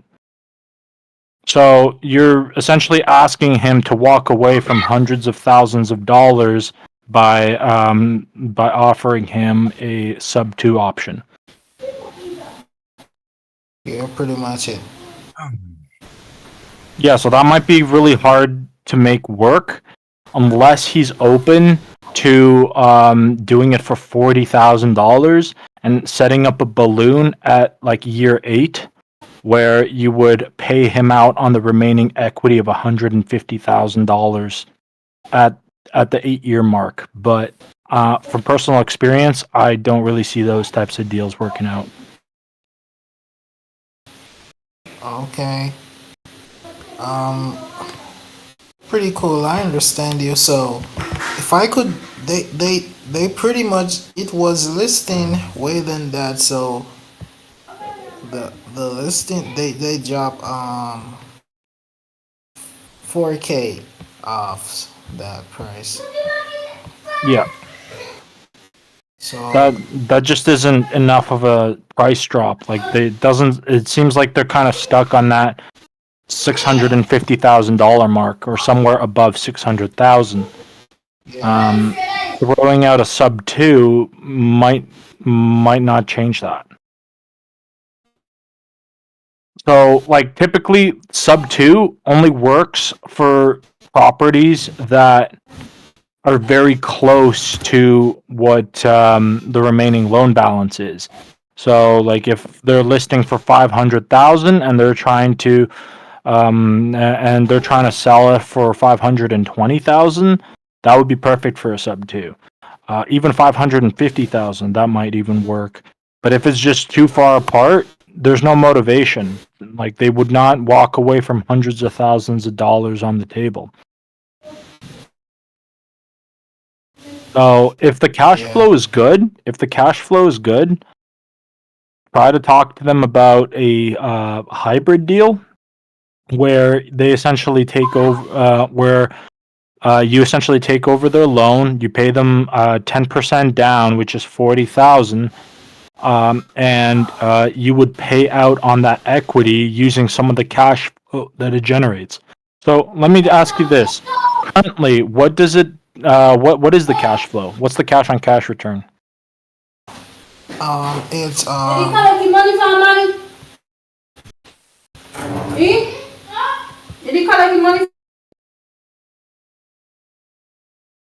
We'll get back to him. Jazz, what can I help you with, man? I really just needed, I guess, I don't know if you have like Adobe Pro or because I'm trying to write up a contract and the lady texted me back that the owner financing terms that we talked upon wasn't in the contract. But Sharon kind of helped me with putting in the additional provisions. So, but just to skip through the whole Adobe Pro thing, use a software called Sejda. You could use it on SEJDA, and you could alter PDF documents. Okay, you said SEJDA. Yep. Okay, cool. And yeah, that's what I use to alter like literally anything. All right, cool. I wish you would have said we should have said that before I signed up for this free trial. But I'm good though. We good. Okay, cool. Yeah, I mean, I do have this deal. I guess if you want to look at it real quick. Yeah, sure. Do you want to share your screen? No. Or are you on your phone? I'm on my phone. I'll just send it to you. Send it to your DM. Okay, sounds good. But yeah, I set it to the point where like I not negotiated yet, but I set it to the point where I could, go up more because right now it's currently at a 35.5 cash on cash before, we actually. Yeah, I mean, this is before we actually, get to negotiations. I kind of wanted to structure it like that, so I have the room to, if they have any type of friction, then I can go up and be like, all right, I can raise the monthly payment, or I can raise the. And they're already asking. They're already asking for a contract. Well, the realtor, she wanted it in contract form because she sent the LOI, but she hasn't got back yet. So she kind of wants it in a contract form. So if he does accept, he just signs off on it immediately, and then it moves frictionless. Yeah, that's cool. Exactly. Dude, I love it when agents do that. They just save you so much time. Yo, she's the best. I'm not even gonna lie. Like that, that's the first agent that ever told me that. Like it was like, send the contract. So if he does accept it, we can just move forward. So that was That was a Yeah. beautiful thing. But to send it to you right now. Yeah, I had that situation happen once, and we got through the entire deal in like one day, and she signed like literally that evening, and Yeah. it was a done deal. Like it just moves so quick that way. I don't know why more agents don't do that. Right. Instead of like sitting here like going back and forth when you know what I mean, we can just get this done quick. Exactly. So I sent that to you. It's a really, really clean house. Like she told me that the house was used for like a showroom. Like you know how like you go to somewhere and you like pick out tile and stuff like that. And like you know, pick out tile or pick out carpet. Like that's what that house was used for. So I don't think anybody really lived in it. It was a show home? Yeah, it was like a show home for like tile and carpet, I think she told me. Like that was That's literally what the home cool. was used for. Yeah, it was. Dude, that's so clean. Yo, the house is pristine. Pristine. I don't think I ever seen a cleaner house. Yeah. Like that house is so clean. The only thing. Yeah, I told her. Okay, so I told her. Let me look at my deal finder. I told her $250 purchase price, $20K down, with well, you know, in the deal in the creative event it says $479, but I raised that to $500. You know, just for an even number. And then checking the rent. The rent for that area was $2,009, and then the insurance is $876, and the tax is $944. So like off rip, it's if they accept that, that's a 35.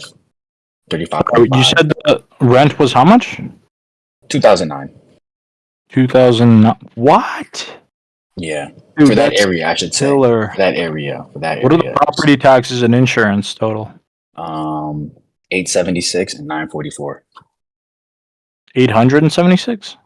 Yeah, 876 and 944 for the property tax. 944? For the property For the tax. year? Yeah. For the year? Yeah, for the year. Yeah. Okay, so what is a monthly property? Oh wow. Okay, that's cool. Let me just recheck that. But I think I haven't changed any of my numbers from when I So first looked at it. $70 a month for property taxes? That's Yeah. crazy. Yeah. Let me just make sure. Now you got me. Let me make sure real quick, man. And you said the insurance yearly was what? The insurance yearly was $876.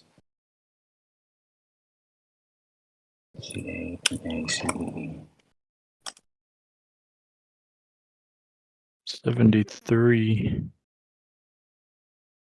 I'm just making sure. Oh my goodness, that's an insane deal. Yeah. Where is it?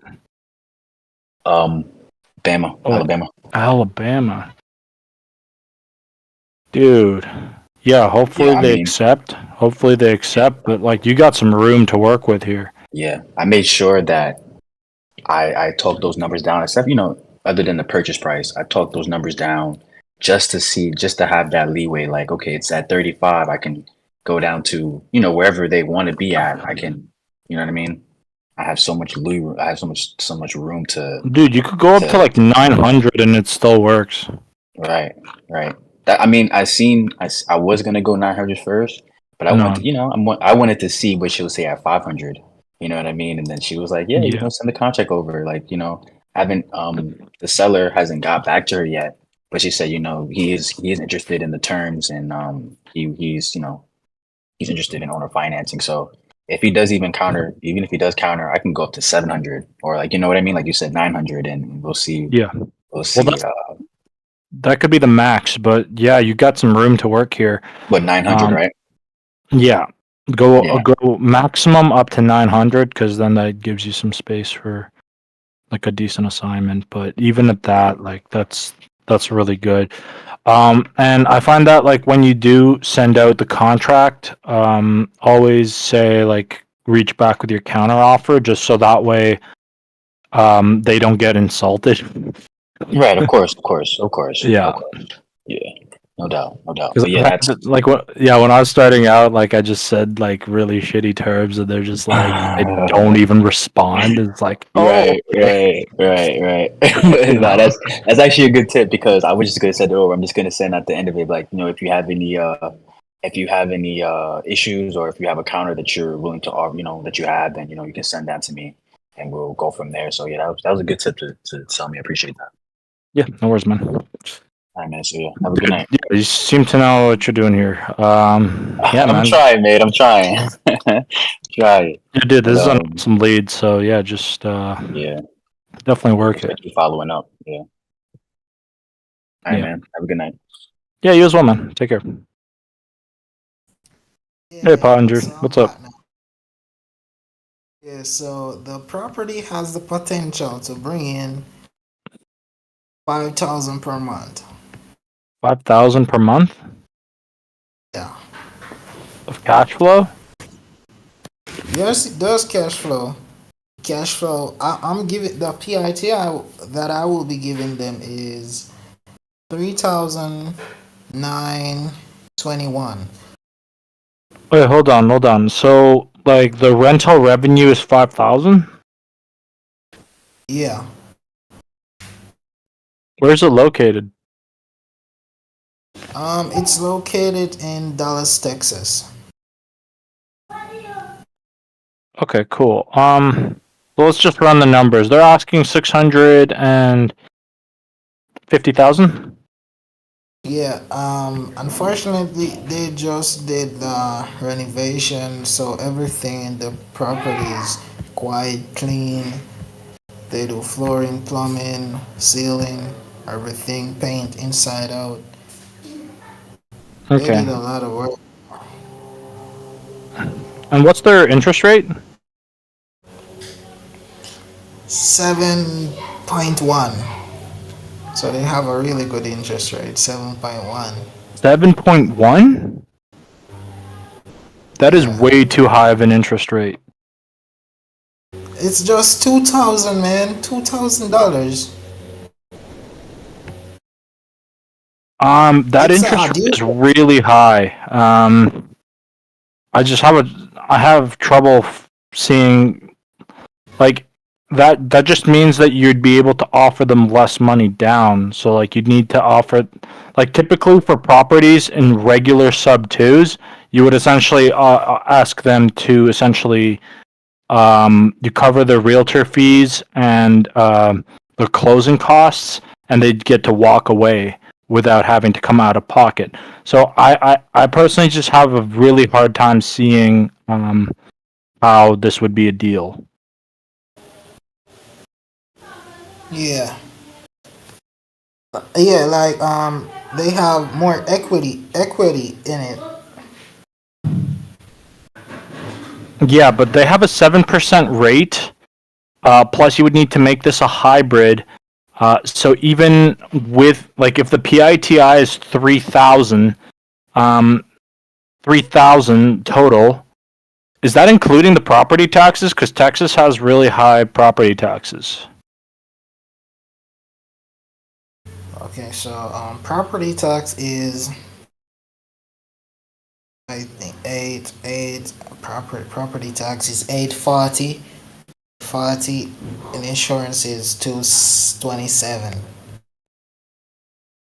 Okay, so that's already 1,000. So let's assume that it brings in 5,000, right? You gotta account 20% for capex and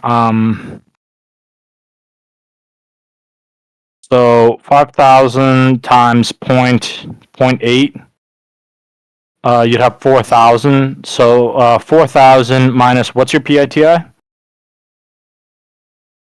3,921. They're getting so much, but that's So you have $76 a month left in cash flow, just without even giving them payments on top of their equity. So each month they would make about like the investor that buys it, they would make $79 plus on top of that, there's going to be a lot of equity left over in the deal that they're going to need to pay out in the future. It just doesn't seem like something that an investor would ever buy. And that that rate is really high. Interest rate is really high. Look into it at your rate, real. Yeah. Yeah, so the interest rate is high. Like if this was like 3%, maybe 4%, payments would probably be around 2,600. Maybe there's something that you could do there, where you could just pay down the equity in like monthly payments of like maybe $300 a month. And like that's gonna be like a cash on cash of maybe like 11%, and that would even be kind of tough to sell. But like, yeah, it's a 7% interest rate. You're leaving a lot of equity on the table. There's no room in the deal to even cash flow, let alone also provide payments on the remaining equity that they have. So like all around, it just doesn't seem like it would be a good deal. So, like, you want to be looking for properties with very low equity. You like 5 to 10% at most, or even 0 to 10% equity. That is like the absolute max that you're looking for. And like, if it doesn't fit that criteria, it's not a sub 2. So this property, it has about 40% equity. That is definitely like not going to be something that works. Yeah. But yeah, just I haven't given them an offers yet. I just I would move on from that one. I just wouldn't message them back because like there's really nothing we could really do for them as wholesalers. Unless or else what? What? What has structure here? Like, what would have to structure here for you to make a deal? Because I Nothing. haven't given. Like a cash deal. A cash deal. Like I'm talking about offering them 400,000 cash, and that's it.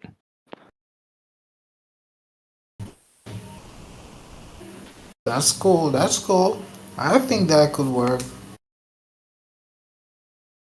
So I should just go back at them and tell them that exactly nothing can work here unless we're offering you cash and we are willing to give you 400K cash. Is that pretty much it? Yeah. They will not take cash because they would not take that because it erases pretty much like they had a lot of percent of their equity.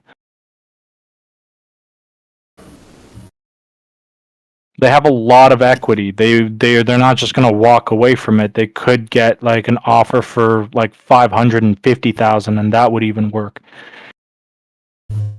So like, Pandra, like I would not look at every deal and just try to make it work. I would be very selective over the type of leads that I pursue, because like a lot of the time you run into anybody would like run into properties that are not deals and like waste some time where they could be calling like qualified leads, you know. So just be really selective. If you have upstream or batch leads, select the equity at 0 to 10%, even 0 to 15%. That might sometimes work.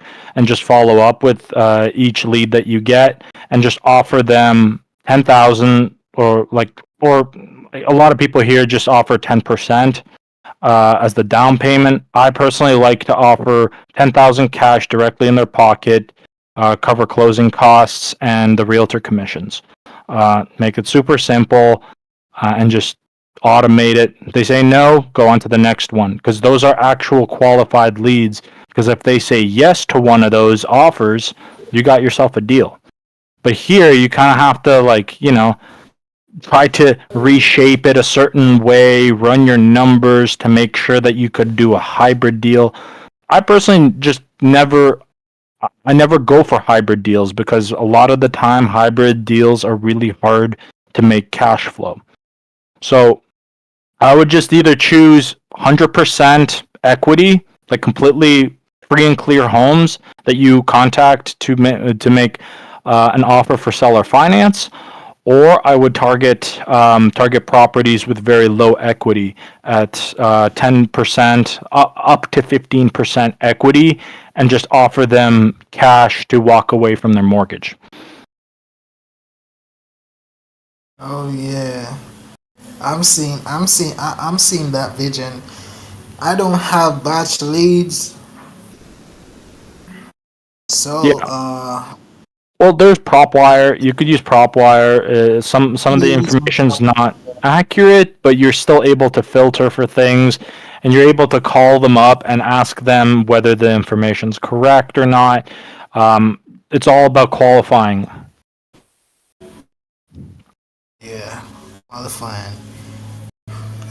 So pretty much that I haven't given them an offer, so I would just like to be on a clear path what to do. I would move on from this one.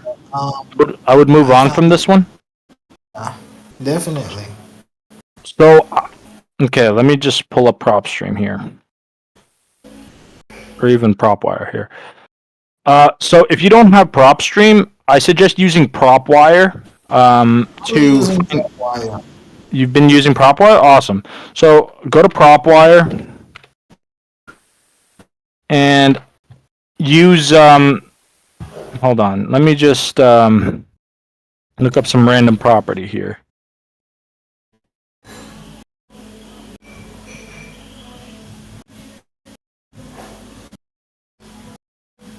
Oh, I'll just use this property as an example.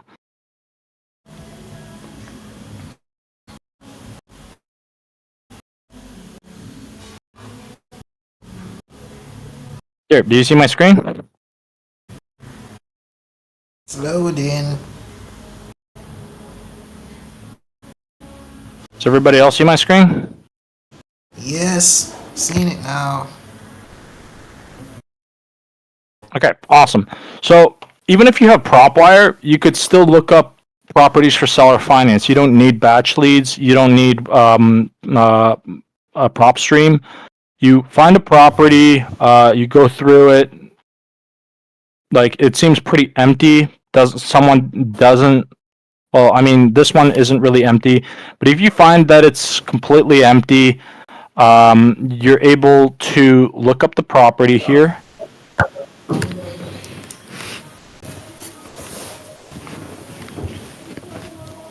Free property data. What? So look it up here. Estimated value. There is no mortgage. This is 100% equity. So at this point, you would just call them up and ask them about the property. Tell them ask them what the feedback on this property is, and because it's been listed for 108 days and it doesn't, like, they've been doing price cut after price cut.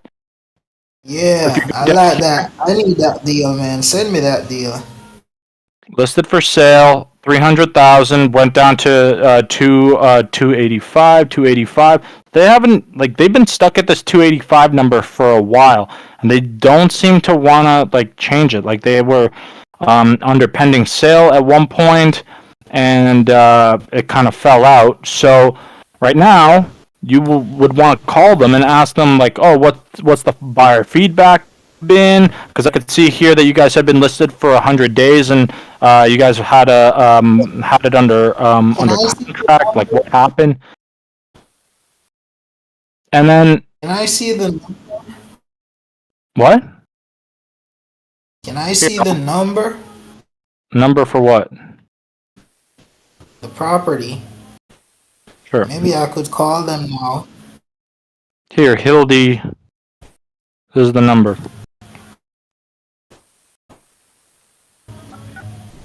56320. But yeah, let me just send you the link for this because I kind of want to move on and help some other people with their Yeah.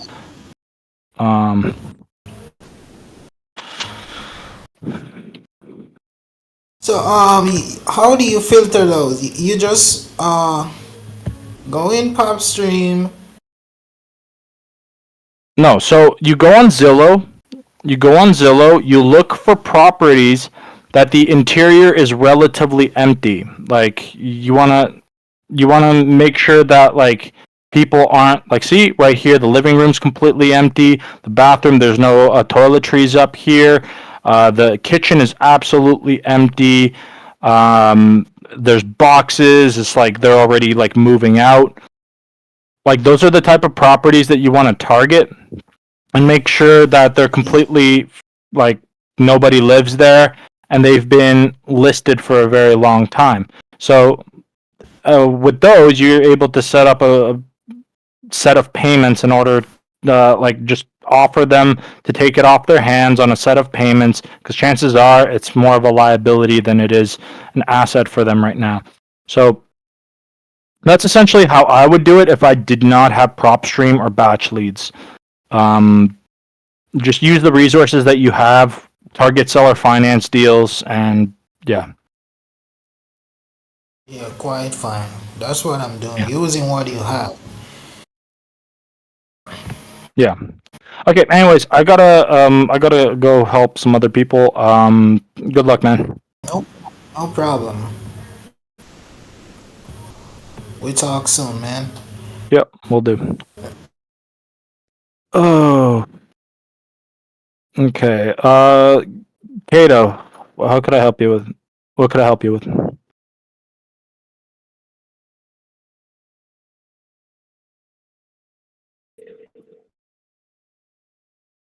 Okay, Francis, I'll get to you. I'll get to you, man.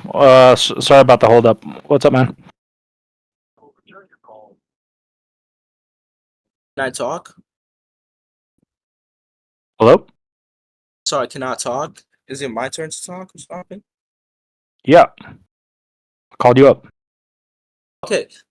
Yeah, sorry about that. So I'm just calling because my first question is about right? So I called this one guy about this house in Florida. Yep. We agreed to a price, and the price worked well with me. Like when I did the math and everything, it's off market. When I did the math and everything, it was a good price. And so I called him a few minutes later. I think like 5-10 minutes, and he didn't reply me. So this was on Saturday. So I called him on Saturday, no reply. Sunday, no response. Monday, no response. I've been calling this guy since Saturday. He hasn't replied. He hasn't responded to me. He keeps going to voicemail. I even called the company he works for and everything, and they said that their employees don't have an office, so their employees normally just do their stuff at home. So I'm just kind of curious. Is it because like he doesn't want the deal? So she doesn't. Sorry, could you repeat that? She doesn't want the deal? He's not interested in the deal anymore. Yeah. Do you think sorry. that's why? You think that's why he hasn't like answered me? Potentially. It's just like did you give him an offer already? I gave him an offer. No, he gave me the offer, and I accepted to it, and the offer worked well with me. Okay. Is what I normally do. The house was listed. The house has been listed for like 100 days. So what I normally do to get this realtors to give me an offer is I know that they've been lowballed. I know that people have lowballed a ton out of them. So I tell them, okay, so what price should I be in order to be in that competitive edge over other lowballers? You know, that's what I told him, and he told me the price. And the price he told me worked very well with me. I said, okay, can you give me like 2 minutes and think about this? As soon as I caught the call, I did the numbers, and it was, in my favor. Yeah. And I called him 2-3 minutes later, and he didn't reply me. This was on Saturday last week. I've been calling this guy So since start day. yeah, chances are that like he gave you like his rock bottom price, and he realized that it was a lot lower than he was willing to go, and he didn't want to honor that, so he just kind of like ghosted you. Oh. Yeah. But what the thing I like to do about that is now you know his rock bottom price. So I would partner with somebody else to make the call and try to negotiate it to that. Oh, okay. Okay, because I've called him and like I have this other friend, kind of like my partner. I had him call him and the same stuff. I called him with my other number, the same stuff. I'm still getting put on voicemail. I'm like, is he sick? Is he not showing up to work? Is it an agent? It's an agent. Okay, so if like send him texts, send him like yeah, so about that like offer that we discussed, I'm interested. Give me a call whenever you have a chance, and just keep sending it. And if that doesn't work, like skip trace the address and call the owner directly and tell him, yeah, so I talked to the agent, we agreed on a price, but he still has not been getting back to me at all. So this is my offer. Just get back to your agent and tell him to call me. Do it that way. And if there's still no call back the original seller and just tell them, yeah, so the agent's not being cooperative. Do you want to just do the deal, or talk to him and ask him why he's been so avoidant? Oh, okay. Yeah, that's actually Yeah. smart. Yeah, so my second question, I'm gonna put the deal. Just gonna put like, the main specifics about the deal. It's because like it's a really good deal, right? It's a turnkey property, 5 beds, 3 baths, 2,000 square feet. The ARV is, I put the deal in the chat right now. So the ARV is 1.2 million, and I'm asking for 888. Like it's just hard to find a buyer for this one because the price is like so big. It's a really high price point, and somebody who's buying it, they're gonna need to get a DSCR loan on it, and the rates are really high, so it's gonna be really hard to make it cash flow. Does it cash flow? Like if you throw it into a mortgage calculator and just see like the property, what it rents out for, like what does it work with them? So it does cash flow. okay, so I'll just do this quick. I need to go pick up my wife soon, so let me just quickly go over this on a mortgage calculator. So you said the property is 888,000. That's what you would get it at, and you would probably market it up for, let's say, 898,000, right? No. 888 is my wholesale price. It's my wholesale price. Okay, 888,000. Let's say 20% down. Loan term 30. Interest rate on a DSCR would probably be 8%. Probably closer to like 7.8. Do you have the property taxes for the year? Love you. Let me pull it up. Wait a second. I have this right now.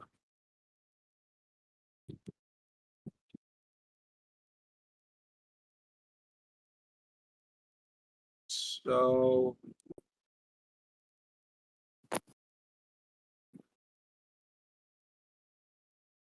here, I had this.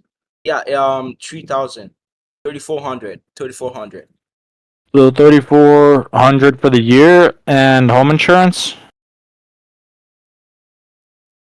Home insurance? Let's say it's 1,400. Where is it located? It's in Glendale, Arizona. Yeah, so 1,400, I'd say. So monthly payments with insurance is going to be 500 and 5,800 and approximately 50,000. So 5,850. What does it rent out for? 7. 7. Okay, so at 7,000 times 0.8, because you also got to include capex, capex management and vacancy. That would be at 20%. So 7,000 times 0.8, that would be 5,600, and your total out of pocket would be 5,850. So that would be kind of tough to cash flow. It would not cash flow. So you think I should just not do it, or just? Instead, just move on to the next one, because typically you don't want to wholesale any deals above $1 million, because then your buyer pool shrinks drastically. Yeah. So, like, ideally, you kind of want to keep the proper. You want to deal with properties between like 150,000 all the way up to maximum like 600 to 700,000. But I'd keep it lower to the 600,000, because the properties above the $600,000 price point are really hard to cash flow unless you do some sort of alternative way of renting it out. Yeah, I get what you're saying. Yeah, thanks for your help. Yeah, man. No worries. Yeah, good luck, man. Yeah, thanks. All right. I do need to head out because I gotta go pick up my wife. Is somebody else able to take over, like Marcus, who I invited up, or Leadermeister? You free? I'm hungry. Hold on, Mom. Okay. If Okay. not, then I'm gonna probably end it off. That's funny, Skunk. Abdul, are you free?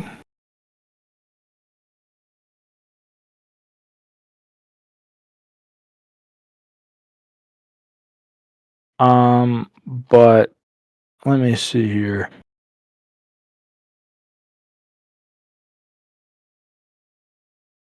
Oh, can you hear me? Yeah. Sorry, just give me one moment. Are you still answering questions? Sorry. I do need to head out. I'm trying to see if another community helper or a group leader could come up to take over. But yeah, just oh, hey Abdul, what's up? I can be on for like 30 minutes to an hour. I'm working Yeah, on man, a little bit right now. Yeah, just help out whoever's on stage. Just like, just keep it to a small group. But anyways, yeah, Abdul could help you guys out. He knows his stuff. So you guys all have a great day. Yeah, you too. Who got a question? I had a question. Is Go it okay? ahead. I don't know if there's anybody in line. Nah, go ahead, man. Well, I happened to offer, well, because I was calling people and offering them seller finance if they didn't have if it was like free and clear, and one of them happened to text me back and said that they didn't accept seller finance. So I tried to lowball them, and when I tried to lowball them, they might have accepted my lowball. How big is But I your wasn't low sure. ball?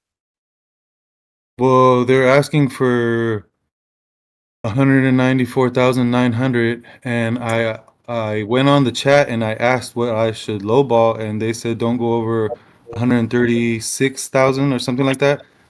So I offered 120,000, and they said that they were in a contract for 127,000, but it fell through, so they might accept the 120,000 for a How cash many offer. how many days on market? It's only been on there for like 47 days. Not bad. You said it was listed for like 190 or something. 194,900. I mean, that's not a bad discount, and it's not been there for a long time. Does it need any rehab? Is it turnkey as It is? looks nice in the pictures. Nothing that I could see. Maybe it looks maybe like something might on the front patio, the roof, but you can't really see the roof that good. So I'm not sure, but the inside looks nice. Where's it at? It is in. I really want you to take time to think about how you act, Lennox. Seriously, like this can't continue.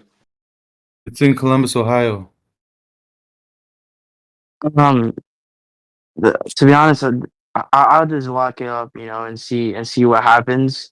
If it sells, then hell yeah. If it doesn't, you can just back out within your inspection period and just walk off. I mean that is a good discount. Love you. So that might work. I just put it in. I just submitted into the cash deal on the Discord. Yeah, you can give it a shot. It's hashtag submit cash. Let me put it in the Right. chat. Yeah, I just Yeah. wasn't sure if the low ball was good enough for a cash offer for the Discord or not. It's a good low ball offer, but cash deals are always 50-50. Cash deals, there's no guarantee that it will sell, especially in this market right now. Right. Yeah. Yeah, that's what I was wondering. So you said just throw it in there and see what happens. Yeah, yeah, as the realtor, if they agree to that offer, ask them, to give you the, write all the terms in the contract, such as 10 business day inspection, whatever EMD you said you're gonna give them, EMD due post inspection, 30 days, close of escrow, all that stuff. Right. Yeah. All right. Well, this will be my Yeah, first deal actually. and make sure to back out within your inspection period if a buyer is not Right. found. Yeah. So if I were to submit it and stuff, Richard would be the one taking over the deal or something like that. It's not going to be Richard, but it's going to be his dispo team that's going to send it out to buyers, all that, and taking care of title work. And yeah. All right, that's what I'll do then. Thank you. I just wasn't sure if I was good with the cash offer at 120. Yeah. Yeah. It's 50-50. Like I said, I would not put my hopes, I would not put all my hopes on it. I would try to also, work on a lot more deals and, focusing all my attention on this one. Right, yeah. Yeah. Okay, then I'll just do that then. Thank you. No problem, man. All right. Who's up? Who's up next? Hey, what's going on? This is Spanking New Real Estate. How you guys doing today? Doing good, man. I got a quick question, man. I've been in negotiations with this realtor for like a week now. And I sent him the original email offer that buy box printed out or whatever. But then when I went to do the LOI to get the numbers to work, it changed the monthly payment. I didn't realize it, but the realtor did. And he wanted to understand, why. So I explained to him after working the numbers, the amortization schedule was extended. So it changed the, monthly payment to, create the cash on cash return we was looking for based off of our down payment. So he emailed me back something, and I didn't know how to respond. I wanted to share it with you. Maybe you guys can help me out. So his response was, what interest rate are you using to calculate the monthly payment? How much of the 656 a month is interest and how much is principal? And are you paying taxes and insurance? Of course, I was, letting him know we are. But it's basically the first two questions. I'm not sure how to answer because I'm using the calculator to calculate the. I would you calculated at 0%, right? I did. Yep.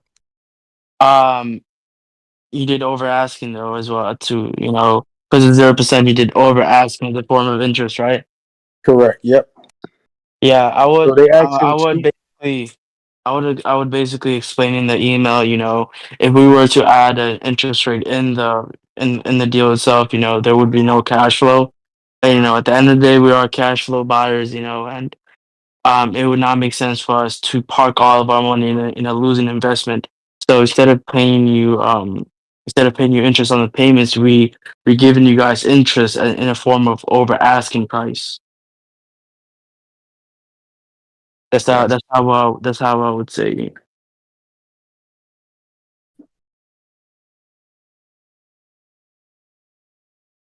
All right, that makes perfect sense. Yeah. All right. Thank you. Yeah, no problem, man. Daniel or anyone else? Yo, I'm ready if no one else is. Yeah, go ahead, man. All right, what's going on, Abdul? So real quick, so I'm closing in on my first deal here. Got my offer accepted, so I kind of just wanted to run it by you to see if you can help me determine the ARV just to make sure that I crunch my numbers right. I don't know if you have time to do that right now. I could shoot you the address in your DM real quick, and then just to see, kind of verify my numbers and make sure everything's all good before I sign. Um, yeah, I could check it out. Yeah, DM me. All right, I'm DMing you now. All right, cool. Just sent it.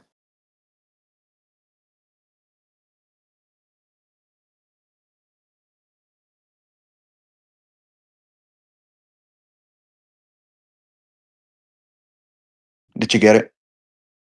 Yeah, I got it. I'm running out my phone right now, real quick. All right, cool.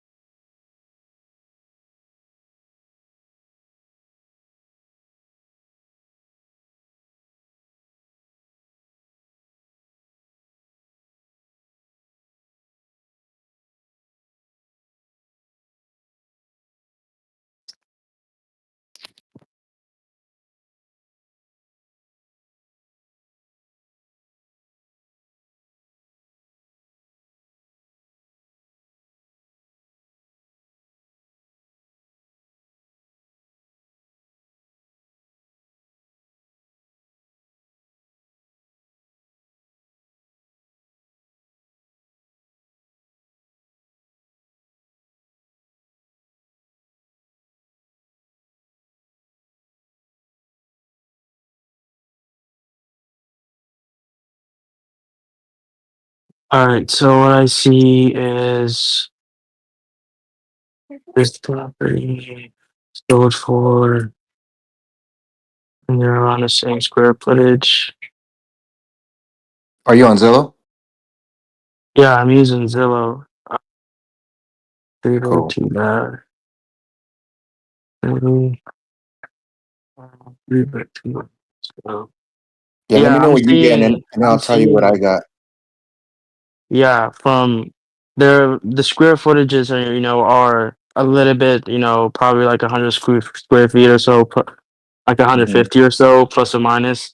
You Yeah. know, um, so I would account that in my calculations. I would say our ARV for this one conservatively is around 310, 320. Damn, that's exactly what I got. So check it out. Let me know what you think about the numbers that I got here for this one. Basically, the agent already accepted, the seller accepted. They're just waiting on my signature. So this is the reason why I wanted to confirm. So I got a 320 ARV. She said it needs about 15K in repairs, which is real minor. She said the property is pretty much in good condition. Kind of, it looks outdated to me, but it's. She said it's really, really nice, right? So I'm taking her word for it. 15K. I actually accounted for 30K renovations, and so my offer was it got accepted at 185. And these days, because interest rate is so high, buyers are not really buying at point 0.7 or ARV. They're usually buying right now at usually point 0.6. Did you do it at point 0.7? A little below. I think it was a little below, like maybe 0.68 or something like that. Let me do point 0.6 minus 30K repairs. That's about, say, 15K check. Yo, what did you offer? So they accepted at one. I actually offered 180, and then they came back and countered me at 185. So I said, That's okay, too I'll get high. back to him. So they're waiting for me to sign. To be honest, that's you locked it up too high. Really? Okay. Shit. Yeah. Yeah, you locked it up too high. I would say you need to be around, 120 to 130 or 35. Oh, damn. Okay. And how did you calculate that? I did 310.